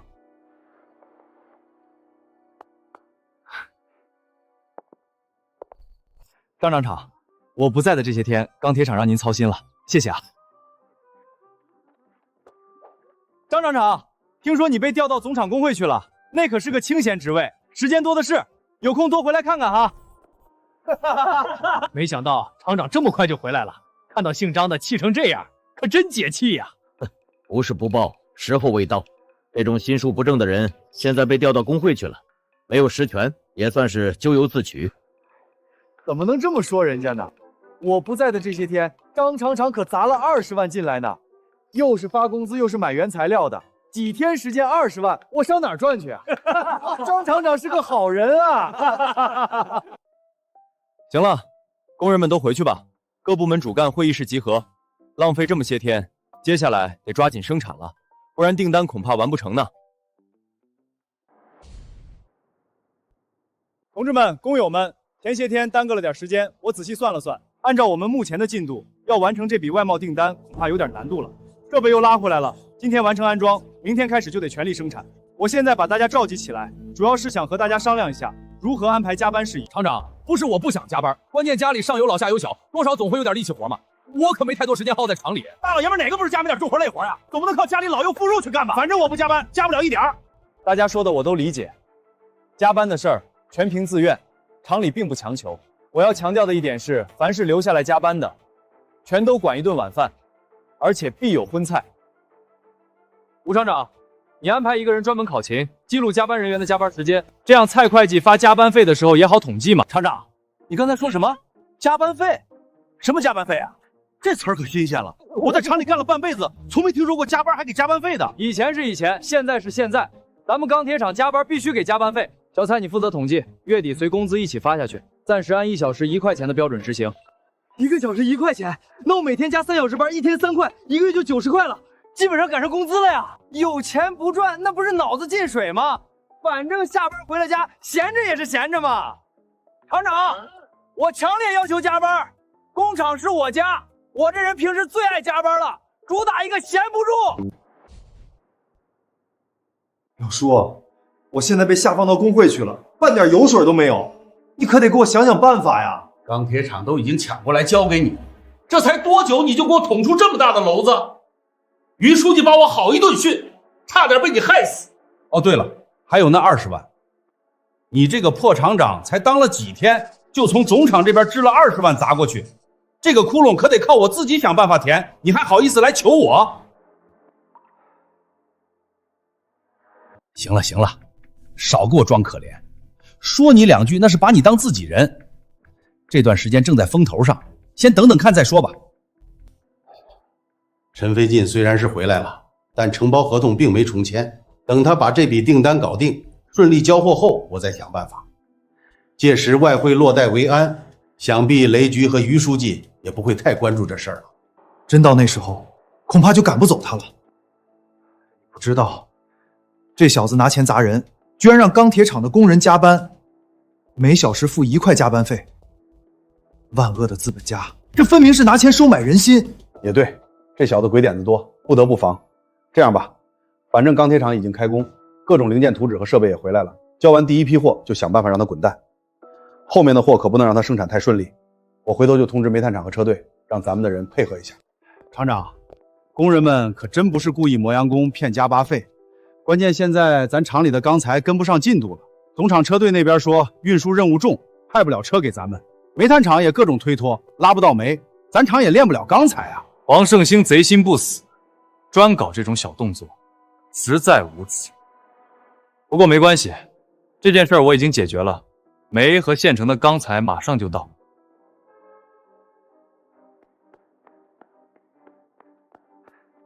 厂长，外面来了好多车，说是要卸货。除了拉煤的，居然还有拉钢材的，卸完车就能用来生产，量这么大，最近天天加班到天亮，短时间内也消耗不完呢。厂长，第一批订单已经完成，质量是我亲自把关的，所有赠送的零配件也一应俱全，这回外商一定会满意的，绝对不会再出现上次拒收的情况。干得不错，不过接下来第2批订单的交付也不能耽搁，回头通知工人们，加班费每小时涨2毛，这样大家干劲儿更足嘛。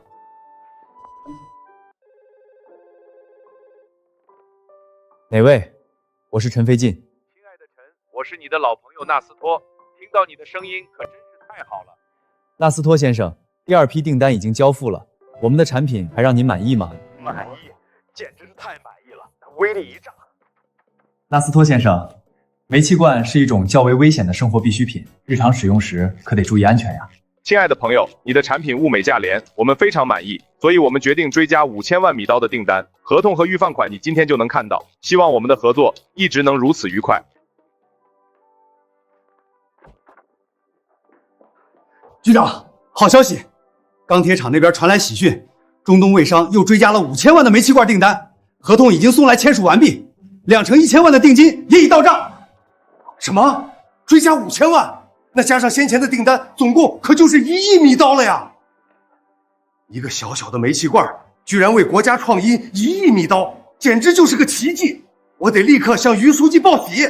陈飞进同志用一个小小的煤气罐为国家创卫超过1亿，足以证明他的能力。经过研讨，上级决定将东方红机械总厂下属的汽车厂和钢铁厂以买断的方式交付出去，希望陈飞进同志接手之后能再接再厉，继续为国家创卫做出贡献。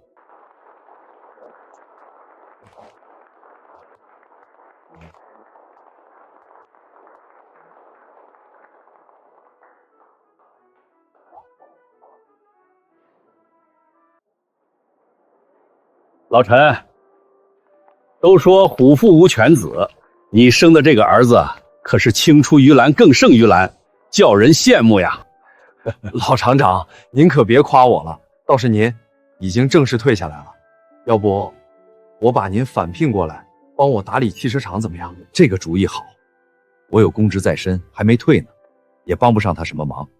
老厂长，您身子骨这么硬朗，飞进也是您从小看着长大的子侄，他现在一人2个厂子，你不帮忙谁帮忙？小陈，这些就是你从樱花国进口的发动机流水线吗？听说你连汽车图纸都有了，这是真打算立刻上马开始造汽车了？那当然，先前的煤气罐为国家创汇1亿，这次的造车项目，我有信心为国家每年创汇5亿以上。好志气！就凭你这句话，我答应你了。趁着还能动，帮你打理汽车厂。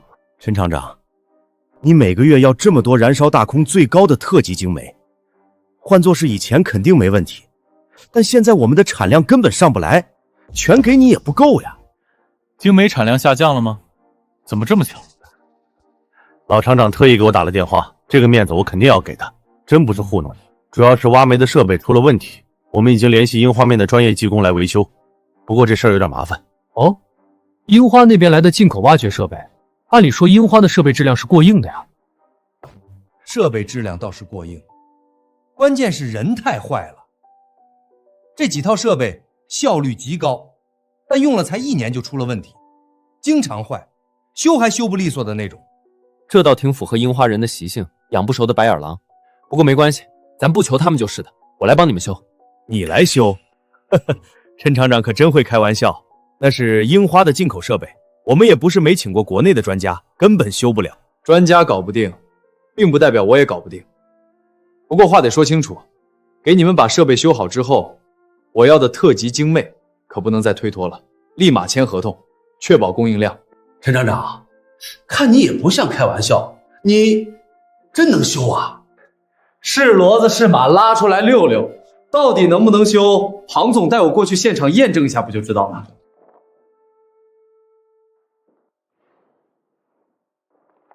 就是这玩意儿，我们这2年分2批购入10套，隔3差5轮流坏。樱花人却说是我们的采柴工艺有问题，和他们的设备无关。樱花采掘设备状态损坏原因零件损坏，看起来问题不大，应该只是零件损坏而已。我拆拆试试。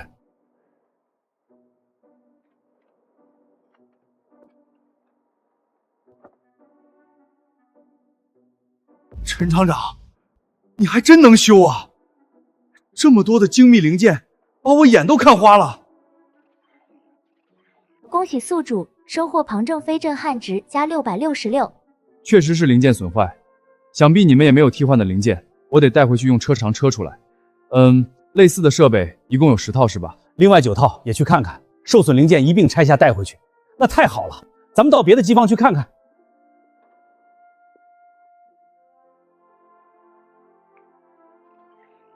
维修之手激活，能修复一切机械，是否立刻修复？修复。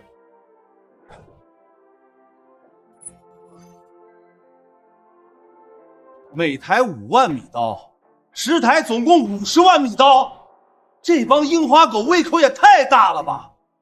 买了他们的设备，修一次还得花50万米刀，关键今年这都第3次维修了。明爵，确实挺气人的。可是设备修不好，煤炭厂的正常生产都保证不了。樱花国的设备虽然娇贵，动不动就坏，但平时效率是真没得说。那也不能这么搞啊！每一次维修都得动用外汇，咱这是煤炭局，不是外汇局，修一次就得挖空心思到处搞外汇，什么时候是个头？也没别的招啊，宁爵。那2个樱花国设备方的专业技工还在外面等着呢，说是先票后修，看不到外汇月票，他们不会动身去煤炭厂干活的。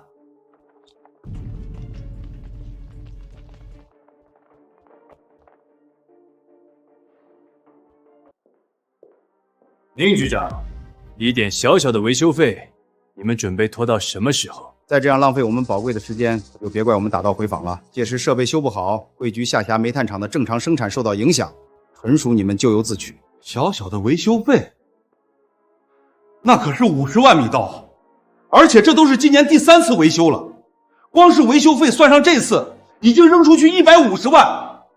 你们的设备也太不稳定了吧！原来宁局长是嫌贵，那就没办法了。黄金有价，技术无价，有本事你们自己修嘛。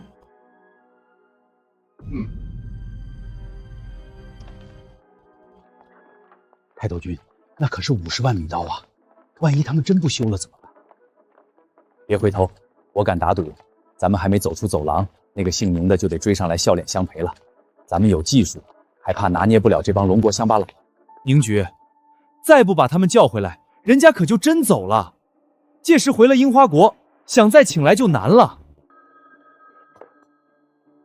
什么？10台设备全机械厂的人修的？太好了！我就说嘛，咱龙国还是有人才的。狗日的樱花人狮子大张嘴，让他们见鬼去吧！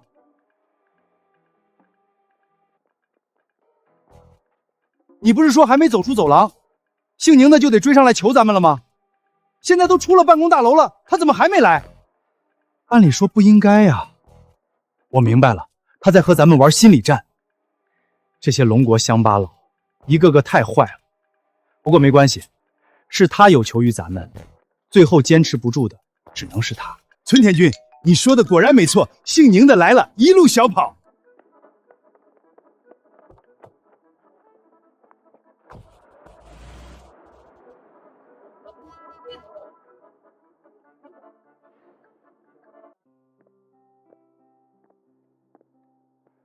该说不说，樱花国的设备水平确实高，光是设备运转时近乎静噪级别的动静，就叫人叹为观止。就是人太不是东西了，鬼点子多，心眼还坏。要不是陈厂长在，咱们这次10台设备全都得修，又要浪费50万米刀的外汇了。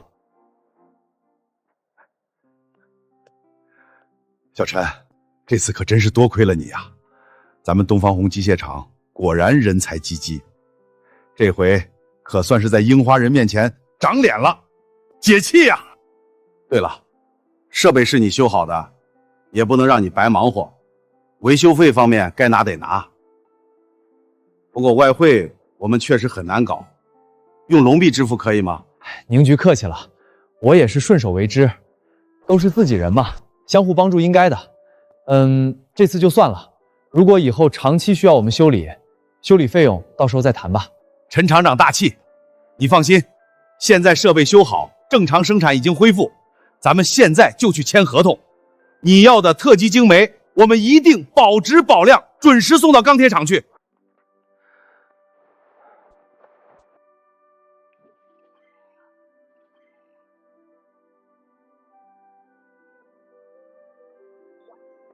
是否消耗震撼值？提取重型皮卡完整设计图。提取设计图。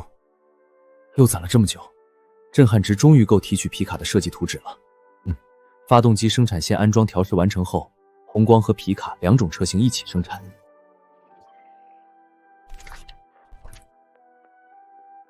这款皮卡的海外市场瞄准中东战乱地区，原车座椅的减震和舒适度有待改善，但震撼值不够了。商城里也没有单独的人体工学座椅图纸，看来只能找专业人员设计了。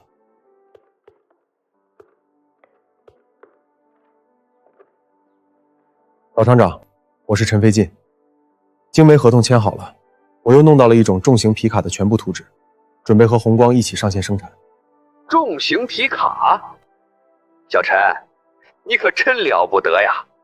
这种车在龙国国内目前还是空白。除了国内，这款车型主要定位中东和非洲战乱地区，所以座椅需要重新设计，提升减震效果，参考人体工学提升舒适度。老厂长认识这方面的设计师吗？有啊，我正好知道一个人，他本来是润城航天研究所的处长，负责设计飞机座舱，今年刚退下来。我把他家地址告诉你，你自己去找找。那太好了，老厂长你说，我拿笔记下来。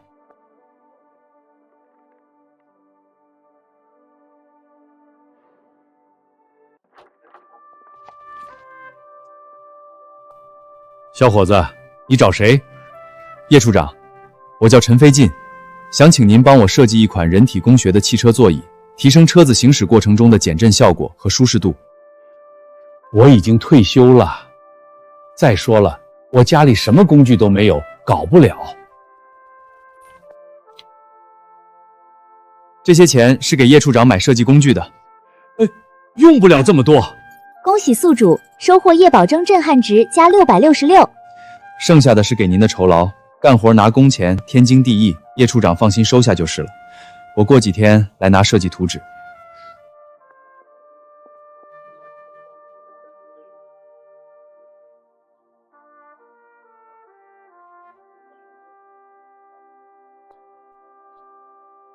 老婆子，你不是说想买冰箱和大彩电吗？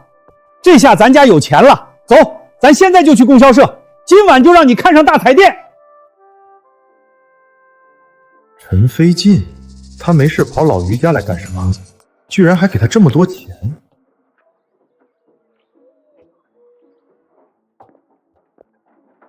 呀，大冰箱和大彩电一起全买了，老叶家哪来这么多钱呢？可不是嘛，他那点退休金也就够日常开销而已。老叶，最近在哪儿捡了这么多钱呀？真有天上掉钱的好事儿，你带我去啊！这不是接了个活儿，帮人设计汽车座椅吗？先付了1万块工钱，咱虽然退了休，一样能凭脑子里的知识赚钱。退休了还能凭脑子里的知识赚钱？瞧瞧他这话说的，秀什么优越感呢？谁家好人拿1万块设计一张椅子坐呀？除非脑子进水了。老叶以前在航天研究所工作，可接触了不少机密技术。这1万块说不定只是敲门砖，人家另有所图呢。真要这样，弄不好他就得犯错误。我说陈飞进一个毛都没长齐的家伙，怎么能弄到汽车发动机的图纸呢？原来是从叶宝忠那里搞的，这可是窃取国家机密技术，回头一举报，姓陈的这辈子都完了。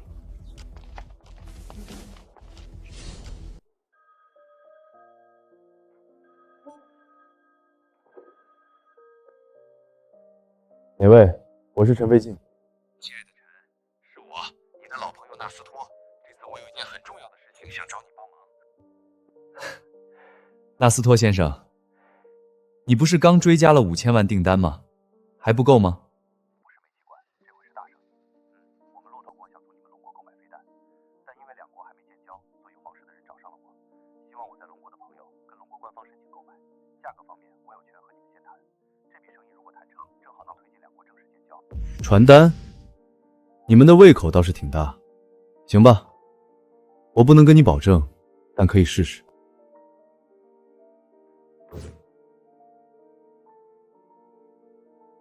骆驼国号称中东狗大户，富得流油，龙国正缺外汇，这倒是个最好的创汇机会。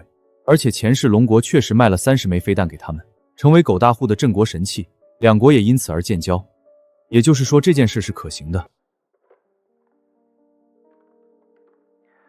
张总，我有个客户，中东那边的狗大户皇室通过他联系上我，想买我们龙国的飞弹。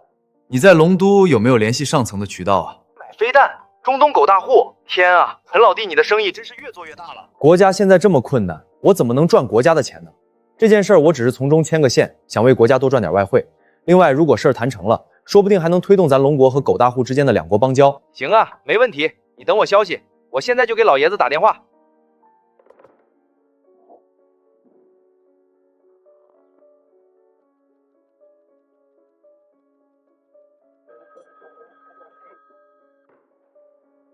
老爷子说了，国家确实外汇紧缺，另外能借此机会和狗大户建交也是件好事。那太好了！你把那位客户约到荣丑吧，我也动身过去。另我龙都那边会派一名处长过来，但这位龙处长只是旁听，因为两国还未建交，官方不方便亲自下场谈。届时由你作为龙国的代表和对方谈。那也行。正好那位客户说了，狗大户的皇室给了他谈价曲线。我现在就给他打电话，2天之后咱们荣城见。陈老弟，这位是龙处长。这位就是陈飞进陈厂长了，老爷子还没见过他呢，就赞赏有加了。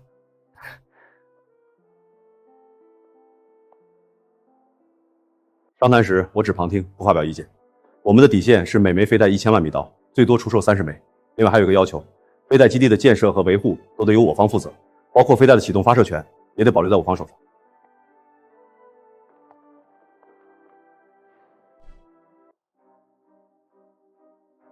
50枚都不行吗？这个数量一点也不多呀。我也没办法，上面就是这样交代的，我们最多只能出售30枚。好吧，30枚少是少了点儿，但至少是个良好的开点。这件事谈成，两国建交以后就是友邦了，有机会还可以再买嘛。另外，飞弹基地的建设和维护都得由我方负责，包括飞弹的启动发射权也得保留在我方手上。也就是说，我们会派人过去常驻飞弹基地进行管理。那怎么行呢？派人常驻没问题，关键是启动发射权握在你们手里，那我们岂不是只能看，摸都摸不到？管理维护都交给你们的话，出了故障你们能修吗？万一修炸了怎么办？好吧，其他的都没问题了。那么现在来谈谈价格吧。前世龙国代表伸出一根手指头，原本是指1000万一枚，结果狗大户误以为是1亿，还连呼便宜。那么这次我就出2根手指好了。2根手指头，这是多少呀？他这是出价2000万吗？不太可能，价格太高了。难道是200万？这胡闹！这个价太便宜了，不是说好了底线是1000万一胚吗？2亿一枚，这个价格很公道，那就这么定了。现在就签合同。60亿米刀现金，我们需要点时间准备，2天之后运抵贵国，完成支付。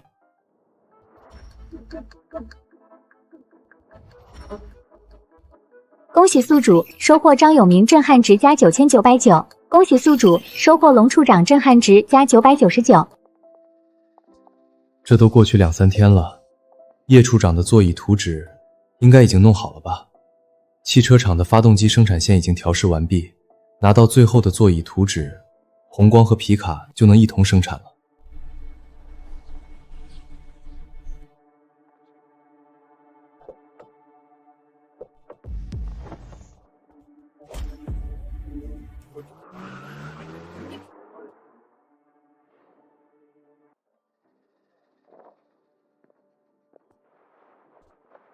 什么情况？这年头绑匪都这么专业了吗？居然还上手铐，搞得跟审讯似的。名字？问你叫什么名字呢？你最好老实一点。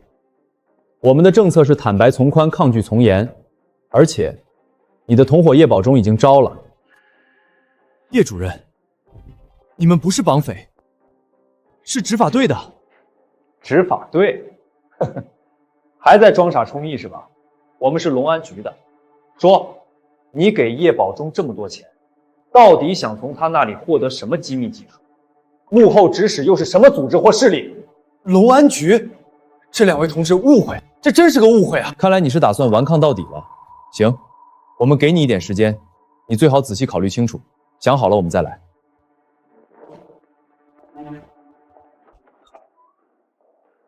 哎，你们别走呀！话都还没说完呢，急着走干嘛呀？放我出去！你们抓错人了！龙处，陈厂长失踪了，既不在钢铁厂，也不在汽车厂。听说昨晚连家都没回。这个节骨眼上怎么会出这种事？我怀疑是敌国特务干的，这种性质报执法队都没用，你还是赶紧联系一下龙安局，让他们想想办法吧。荣城龙安局吗？我是龙都总局的龙处长，有位很重要的同志昨天失踪了，怀疑是敌国特务所为，你们赶紧处理一下，他叫陈飞进。陈飞进？我们昨天抓了个间谍嫌疑人，就叫陈飞进。间谍嫌疑人还关着呢，你们等着，我马上到。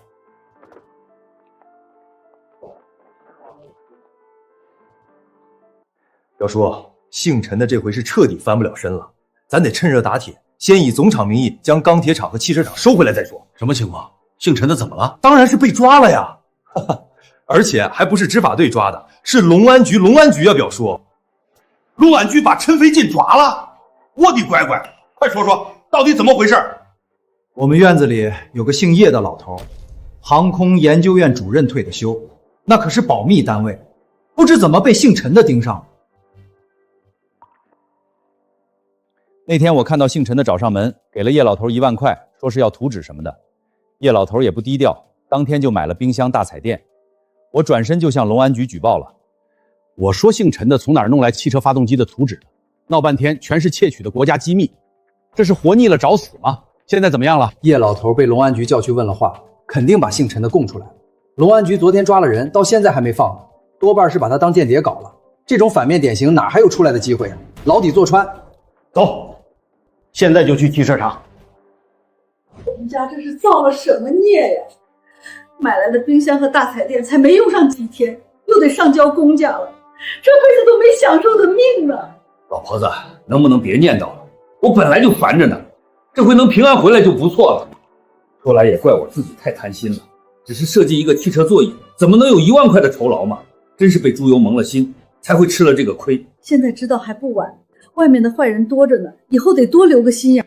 是啊，得亏了龙安局的同志们警惕，发现得早，还没等我大意泄露国家机密技术就找上门来了，不然真等走到了那一步，我后悔都来不及了。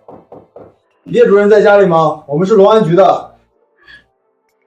领导，我上次可全都交代清楚了，这件事真的和我没关系，我也是被骗的，而且那个间谍还没问我要过任何国家机密技术的相关文件呢。看呐，龙安局的同志又来了，这可是第2次上门了呢。看样子这件事挺严重的。可不是嘛，老爷以前是国家保密单位的主任，肯定接触过不少国家的机密技术。以前风光倒是挺风光的，没想到退下来之后犯了糊涂，这是晚节不保的节奏啊！所以说啊，这人就得认命，别太往钱眼里钻了，不然弄个不好把自己栽进去，多不值当啊！是间谍！领导，请你们一定相信我，我真的没有向间谍泄露国家机密技术。是啊，领导，我们家老爷一直老实本分，这次也只是一时糊涂。我们以后不敢了，求你们千万不要抓他去做班房啊！叶主任，你误会了，我们不是来抓你的，这件事儿只是个误会。是啊，我们之所以再次登门，是来向您二老表示歉意的，都怪我们工作不够谨慎，给您二老带来了困扰，真是对不住了啊！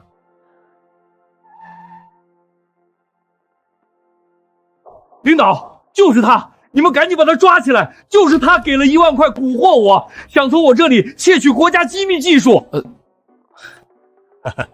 陈厂长是我们一起来的，他的车在后面，所以迟到了一会儿。二老放心，陈厂长是对国家有大贡献的功臣，绝不是什么间谍。他让叶老设计汽车座椅，也是为了造汽车，为国家赚取外汇。叶主任，虽然这是个误会，但也是因为我考虑不周，导致您二老受惊，在此我郑重向您道歉。叶老，我代表东方红汽车厂聘任您为我们厂的技术顾问，以后需要一些小设计，还得麻烦您。工资和奖金按厂里管理层标准发放。叶老，这可是正式的聘任书，盖了汽车厂公章的，您不必有顾虑，收下就行了。我们龙安局的同志在现场见证，还有什么好担心的？汽车厂的聘书，这是怎么回事？我退休了还能继续为国家做贡献吗？那当然了，叶老身子骨还硬朗，退休了也可以返聘嘛。正好陈厂长的汽车厂刚起步，还需要一个技术顾问把关，这份工资你是凭自己的知识和劳动赚取的，天经地义。这么说，我们家老爷又能继续赚钱了，太好了，真是太好了！我就说嘛，老爷一向老实本分，怎么可能会扯上泄露国家机密技术这种事情嘛？闹了半天，原来只是一个误会，这下好了，悬在嗓子眼的一颗心终于落回去了。老爷，恭喜你啊！退了休还能返聘到汽车厂去当技术顾问，果然还得是文化人吃香，知识就是生产力呀！老嫂子，这下你可要享福了。我听说东方红汽车厂承包出去之后，工资可都涨了1大折呢。走走走，进屋喝茶。叶老，喝茶就不用了，改天有机会再来拜访也是一样的。是啊，我们还有事情没办完呢，不能耽搁太久了。陈厂长，这件事儿我们一定会给你找回公道的，现在就去处理一下。可不是嘛，那个姓张的明知你的身份和贡献，居然还如此恶意诽谤，居心叵测，必须追究他的责任。好，谢谢。老黄，你怎么门都不敲一下？现在的汽车厂和机械总厂已经没关系了，不是你管的那1亩3分地了。我现在以总厂名义将汽车厂收回，赶紧签字吧，老邓，我这可是在帮你，挽救你于水火之中，免得最后落个晚节不保。怎么又是这种事儿？黄胜兴，你们叔侄俩可真是太不要脸了！出去，再在这里胡搅蛮缠，我可打电话叫保卫科了。姓邓的，你少在这里倚老卖老，别忘了你已经退下来了，我黄胜兴才是机械总厂的厂长。你个老东西，不撞南墙不回头是吧？黄厂长这可是在帮你，你再这样执迷不悟，最后肯定和陈飞进一样被龙安局抓起来吃牢饭。你刚才说什么？小陈怎么了？怎么了？姓陈的从昨天开始就找不着人了，你们不觉得奇怪吗？是啊，陈厂长昨天就不见了，钢铁厂那边还来人找过他呢。不会真是出什么事了吧？可是不应该啊，龙安局无缘无故抓陈厂长干什么？都给我听好了，陈飞进的汽车发动机图纸是从国家机密单位研究人员手里窃取的国家机密技术。昨天东窗事发，他已经被龙安局抓起来了。像这人，总厂怎么能把汽车厂交到他手里？这不是同流合污吗？这段时间和陈飞进接触过的人，每人交一份自查报告上来，划清界限，表明立场，证明你们不是陈飞进的同犯。大家放心，国家绝不会冤枉一个好人，也绝不会放过一个坏人。黄厂长这是在帮大家呀，以免大家被陈飞进利用，沦为他犯罪的同伙。看到没有，这都被带来指认犯罪现场了。姓邓的，你还不赶紧签字？一会姓陈的当众指证你之后再签字，性质可就不同了。签字？邓老，他们要你签什么字啊？陈飞进，你一个阴谋错取国家机密技术的犯罪分子，这有你说话的份吗？小陈，你也是我们打小看着长大的，怎么就走上犯罪的道路了呢？好好配合龙安局的同志，把问题交代清楚吧。至于汽车厂和钢铁厂，我代表总厂收回。买断合同都已经签了，你们还惦记着呢？我买这2个厂付了600万，现在一句话就要收回，意思我的钱又打水漂了喽？你的钱真是马不知脸长，你那叫赃款懂不懂？被总厂没收你还有意见啊？同志，你们一定要搞清楚啊！我敢以人格担保，小陈绝不会做那种损害国家利益的事儿。领导，我们陈厂长还这么年轻，这么重的罪名可不能胡乱往他头上扣啊！多好的年轻人呐，敢闯敢干，本来前途无量，要是因为这种事儿背上骂名，他这一生就要毁了。没错，这孩子我们打小看着长大的，从不干坏事儿。领导，你们还是再调查一下，把事情搞清楚吧。事情已经调查得很清楚了，大家放心，我们绝不会冤枉一个好人，也绝不会放过一个坏人。小陈同志在厂里这么受拥戴，可见人品，都怪那个张长鹏，差点让我们冤枉好人，差点犯错误。行了，直接抓人吧。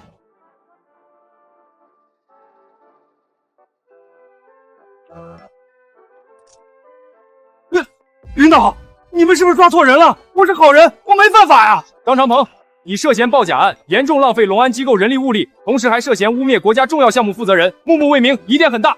现在依法对你执行抓捕。领导，这事和我没关系啊，我从头到尾都没参与。张长鹏干了什么，我完全不知道啊！没想到最后被抓走的居然是张长鹏。领导不都说了吗？是他心怀不轨，跑去龙安局举报的，安的什么心呐？简直一肚子坏水！恶人有恶报，这下搬起石头砸了自己的脚，大快人心。我就说嘛，小陈怎么可能干这种事儿呢？现在水落石出，终于放心了。黄厂长，你不是要代表总厂把汽车厂和钢铁厂都收回吗？我这边表示收到通知，回头就向于书记表态，大不了我不买断了，行吧？小陈，陈厂长，千万不要找于书记啊！误会，这就是个误会，我都是被张长鹏那个王八蛋忽悠的。黄厂长，我们厂长说了，以后汽车厂不欢迎你，请你立刻离开。我们也是奉命行事。黄厂长，您是大人物，希望你不要让我们难做。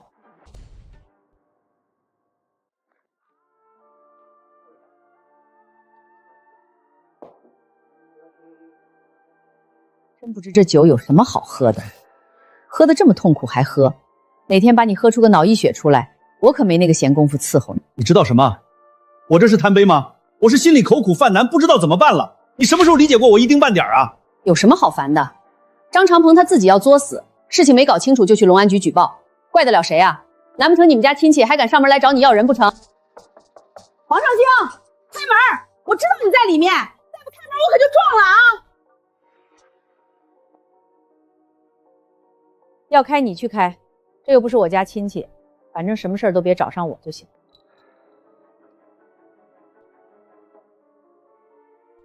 好啊，你个老东西！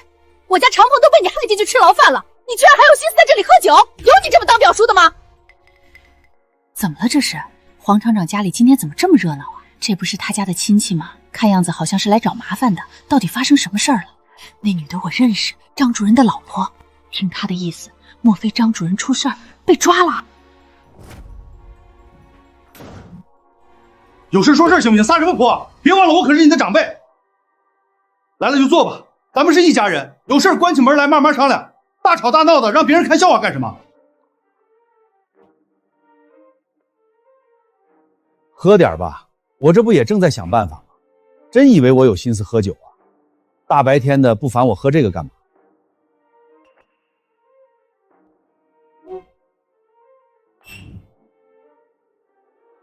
盛兴，这事儿我不怪你，但你毕竟是长鹏表叔，又是有本事的人，现在出了这种事儿，家里人全没了主意，你可得想想办法把长鹏的孩子捞出来。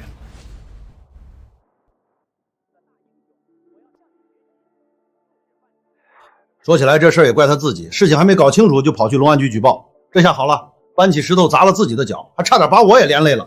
老东西，你什么意思？推卸责任是不是？你死的事儿跟你没关系，你不管了对吧？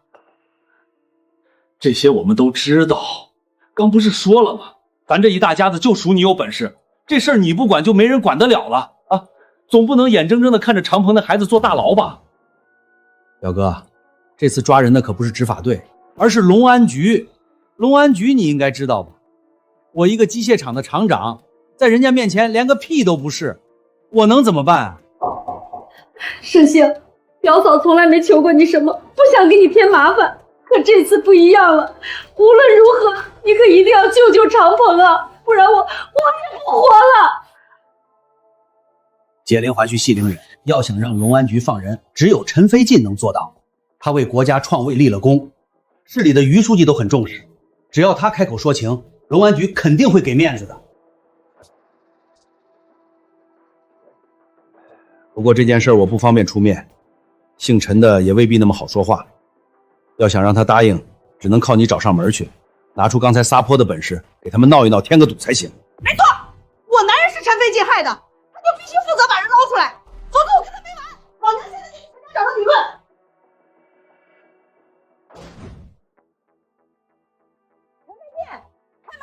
我知道你在里面，你躲是躲不过去的，赶紧给老娘开门！陈飞进，你别当血本无归，你现在必须给我出来！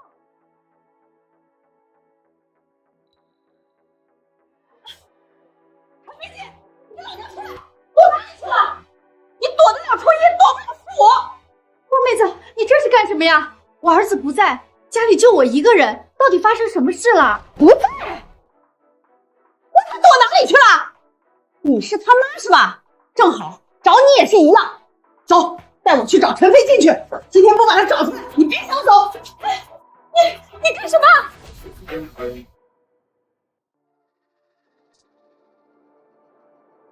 什么呢你？大白天的怎么还跑到这里抢人来了？赶紧放开，把我们家庭院人好听不成？可不是嘛，这也太过分了。有什么话不能好好说呀？凭你身板撞是吓唬谁呀？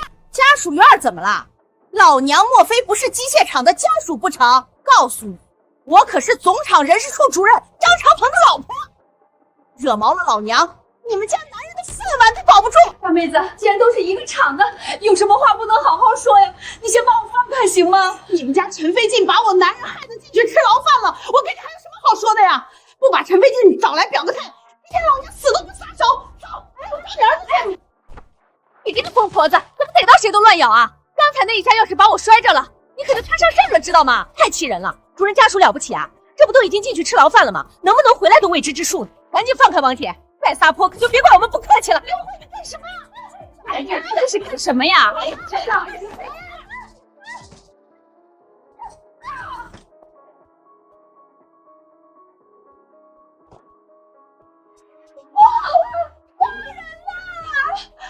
你个疯婆子！这下大叔的人命，看你怎么办！快来人呀！赶紧叫医生，赶紧找执法队，家属院里出人命了！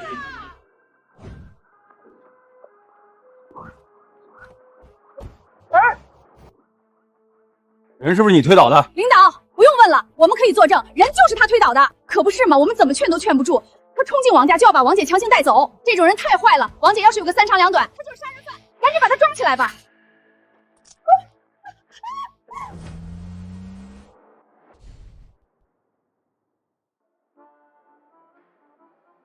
邓老，第一辆样车什么时候能下线？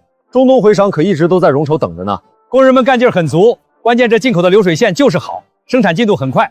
不出意外的话，宏光和皮卡2种车型的第一辆样车，过几天就能下线了。咱们东方红汽车厂终于能造真正的汽车了。好，第一辆样车下线的日子可以载入咱厂的史册呀！厂长，那个外商一直等着不走，肯定是想下订单的。这回咱又能为国家创造外汇了。厂长，不好了，你妈受伤昏迷了，刚有人来报信，说人现在已经送到医院去了。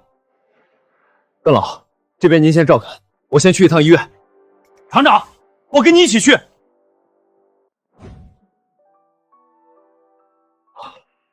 妈，你没事吧？吓死我了！你妈没事了，就是后脑勺磕了个血包，另外受了点惊吓，还有点轻微脑震荡。医生说已经脱离危险了，好好休息几天就能出院。辛苦医生了，谢谢。谢谢医生救了我妈，谢谢。病人需要休息，你们留下一个人陪着就行了。太吵了，对病人的恢复也不好。妈，到底怎么回事？您好好的怎么会摔到后脑勺啊？行了，现在就别问这么多了，人没事就好。你们还是先回去吧，这边我守着就行了。汽车厂那边的正事重要，你妈这不是没事吗？陈厂长，原来伤者是你妈呀，那正好，我们就不打扰病人了，具体情况跟你说一下也行。我们这次过来，主要是了解一下伤者的伤情如何，另外这件事如何处理，需要征询一下你们家属的意见，是否同意和对方进行私下调解。调解？对方？你们的意思是说，我妈的伤不是自己摔的？陈厂长，这是刘慧的口供，你是受害者家属，按规定是可以看一下的。伤人者是张长鹏的老婆，据他交代，他的本意是想去找你的，结果你没在家，他拉着你妈出门是要去找你，结果失手将人推倒，后脑磕到了墙上。失手也不行啊，强行闯进别人家里要将人带走，这性质也太恶劣了吧，必须把他绳之以法。领导，那刘慧她现在人呢？在你们执法队吗？本来我们录好口供之后是将他关押在留置室里的，但现在不在了，他已经回家了。领导怎么能放他走呢？这种性质，而且还有人受了伤，万一被他畏罪潜逃了怎么办？这位同志说笑了，毕竟不是什么太大的案子，他也犯不着跑嘛。再说了，跑得了和尚跑不了庙，莫非他还想当一辈子逃犯不成？我们到医院来了解伤者的伤情是一方面，另一方面是想征询一下伤者和家属的意见，看看你们是否愿意私下调解。刘慧是被你们总厂黄胜兴厂长担保领回去，私下调解也是黄厂长提出来的。他说只要你们愿意调解，什么条件都可以开。黄胜兴，他管得还真宽啊！可惜他总厂厂长的帽子压不到我头上来。两位领导，我现在就表态，拒绝调解，由执法队秉公处理。既然这样，我们现在就去他家，把人带回执法队，收押留置。盛兴，今天可多亏了你啊，不然长鹏还没出来，刘慧又关进去，这个家可就乱套喽。平时总跟你说做事不要毛毛躁躁，从来都不听。这下好了，闯了这么大的祸，要不是盛兴出面，你就等着在里面吃牢饭吧。刘慧虽然没事了，但长鹏的事还没着落，现在把陈家的人又得罪死了，长鹏怕是更难出来了。黄厂长，刘慧还在你这里吧？开一下门。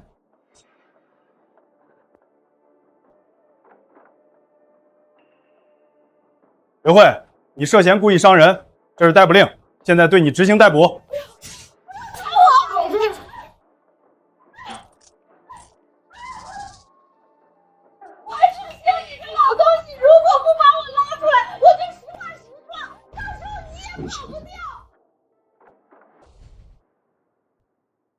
现在宣布上级命令：黄胜兴同志调任总厂工会主席，其厂长职务由陈道平同志接任。该命令即刻生效。遵从上级命令，从现在起由我领导东方红企业厂担任厂长职务，希望大家多多支持我的工作。黄胜兴，你涉嫌教唆刘慧伤人，这是逮捕令。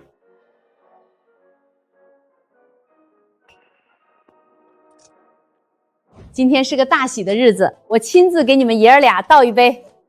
妈，你以茶代酒，咱们一起敬爸，祝贺他当上总厂厂长。咱家现在可不得了啊，大的小的全成一把手了，邻居们那羡慕的眼神想想就高兴啊。一把手怎么了？我和咱儿子那是在厂里才算一把手，回了家还不都得服你管呀？你才真的了不起呢，下面管着2个一把手。真正应该庆祝的是你今天出院，从今往后咱们家平安顺遂，一家人都健健康康的才是最大的福气嘛。儿子，今天于书记把我叫过去汇报工作，领导很关心你的汽车项目啊，现在进展的怎么样了？爸，您就放心吧，一切都很顺利。进口流水线已经完成调试，正工生产了。这次我们是2种车型一起上马，一种是面包车，一种是重型皮卡。尤其是重型皮卡，那位来自中东的外商很感兴趣，特意留在了荣城，说是等我的样车出来以后当场下订单。我儿子出息了，连市里的于书记都这么关心。一想到你马上又能为国家做贡献赚外汇，妈就打心眼里高兴。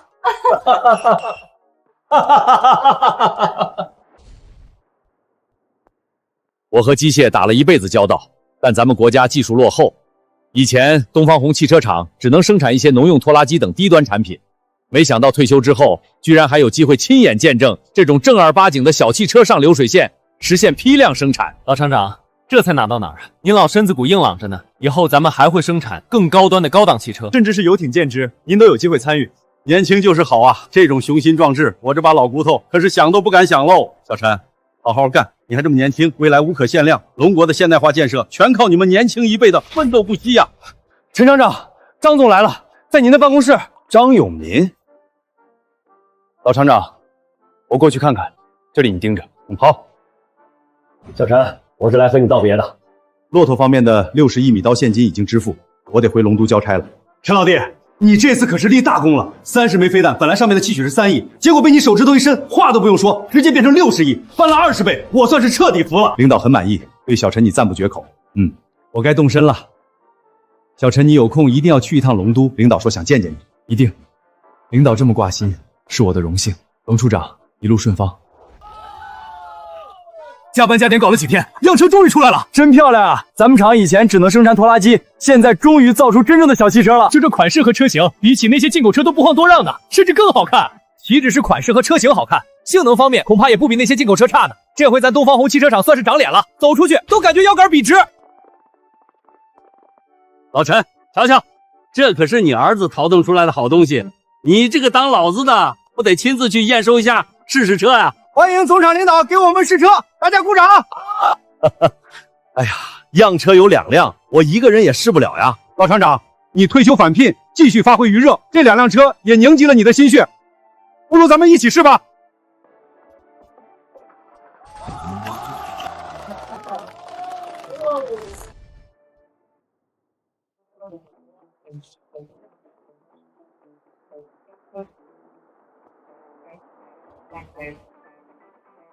陈老弟，这是你们厂生产的车子，水平也太高了吧，比那些进口车都好看。这辆应该是中型皮卡吧，好东西啊！如果在后箱再焊一些支架什么的，上了战场这可就是机动炮架了。亲爱的陈，钥匙呢？我要试车。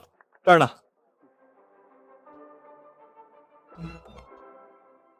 OK。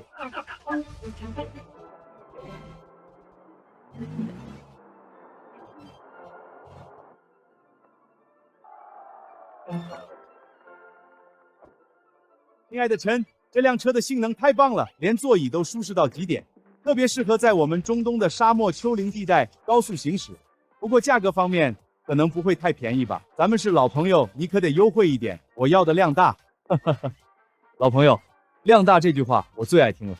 放心，价格方面我一定最大程度的优惠，每辆3万米刀怎么样？2种车型的造价成本都只有3万龙币左右，卖3万米刀不但能创汇，利润更是翻了几倍。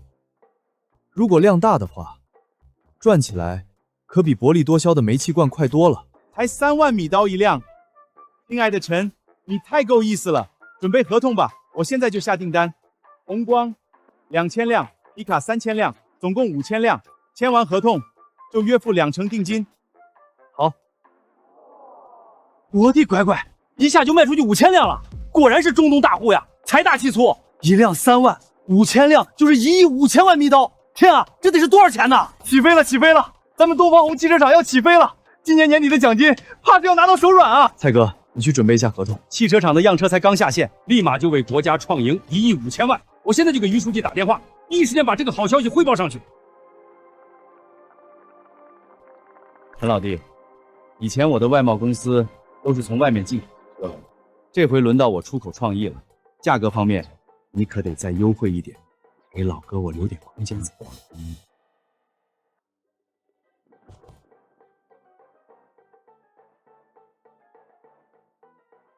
张总放心，咱一家人不说两家话，我们是生产企业，外贸方面还得靠你把产品推向国际呢，该有的利润空间肯定要留给你的，降3成，你看怎么样？降3成，那就是2万1。嗨，你也说了是自己人了，零头抹了，就2万整。就按张总说的，2万整。太好了，那我也现场订车，合同多准备一份，2种车型，我每样先订1000辆。按照2万1辆的内部价，2000辆就是4000万，加上纳斯托的1亿5000万订单，汽车厂1天之内拿下的外贸订单总额竟达到了1亿9000万，果然还是造车赚钱啊！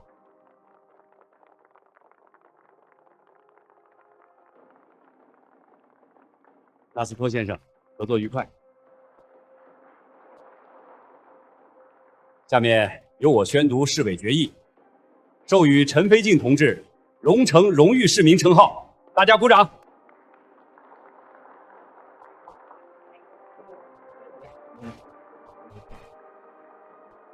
小陈，这个荣誉来之不易，也是当之无愧。希望你再接再厉，继续带领钢铁厂和汽车厂为国家的外汇创收做出应有的贡献。书记放心，我一定各交戒躁，兢兢业业，再攀高峰。这份荣誉虽然是给我个人的，但它属于钢铁厂和汽车厂所有员工，是大家共同努力的结果。在这里，我正式宣布，2个厂子所有职工工资全部涨2成，年底奖金按照3倍发放。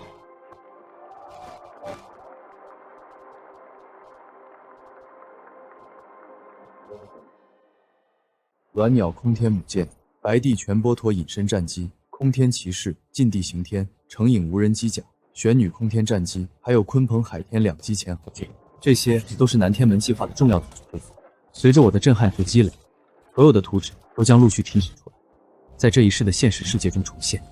不过千里之行始于足下，红光和皮卡推向国际市场大举创盈后，摆在眼前的下一个机会是毛氏的解体。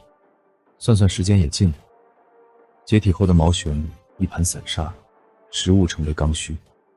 前世曾有商人用500车比轻工业品的食物，从毛熊换来了4架图154客机。这个机会我没理由放过。除了客机，各种坦克、米格战机，乃至于战略轰炸机、潜艇导弹等等，都可以列入食品换装备的清单吗？1年时间准备充足，下一站飞往毛茨，疯狂大采购。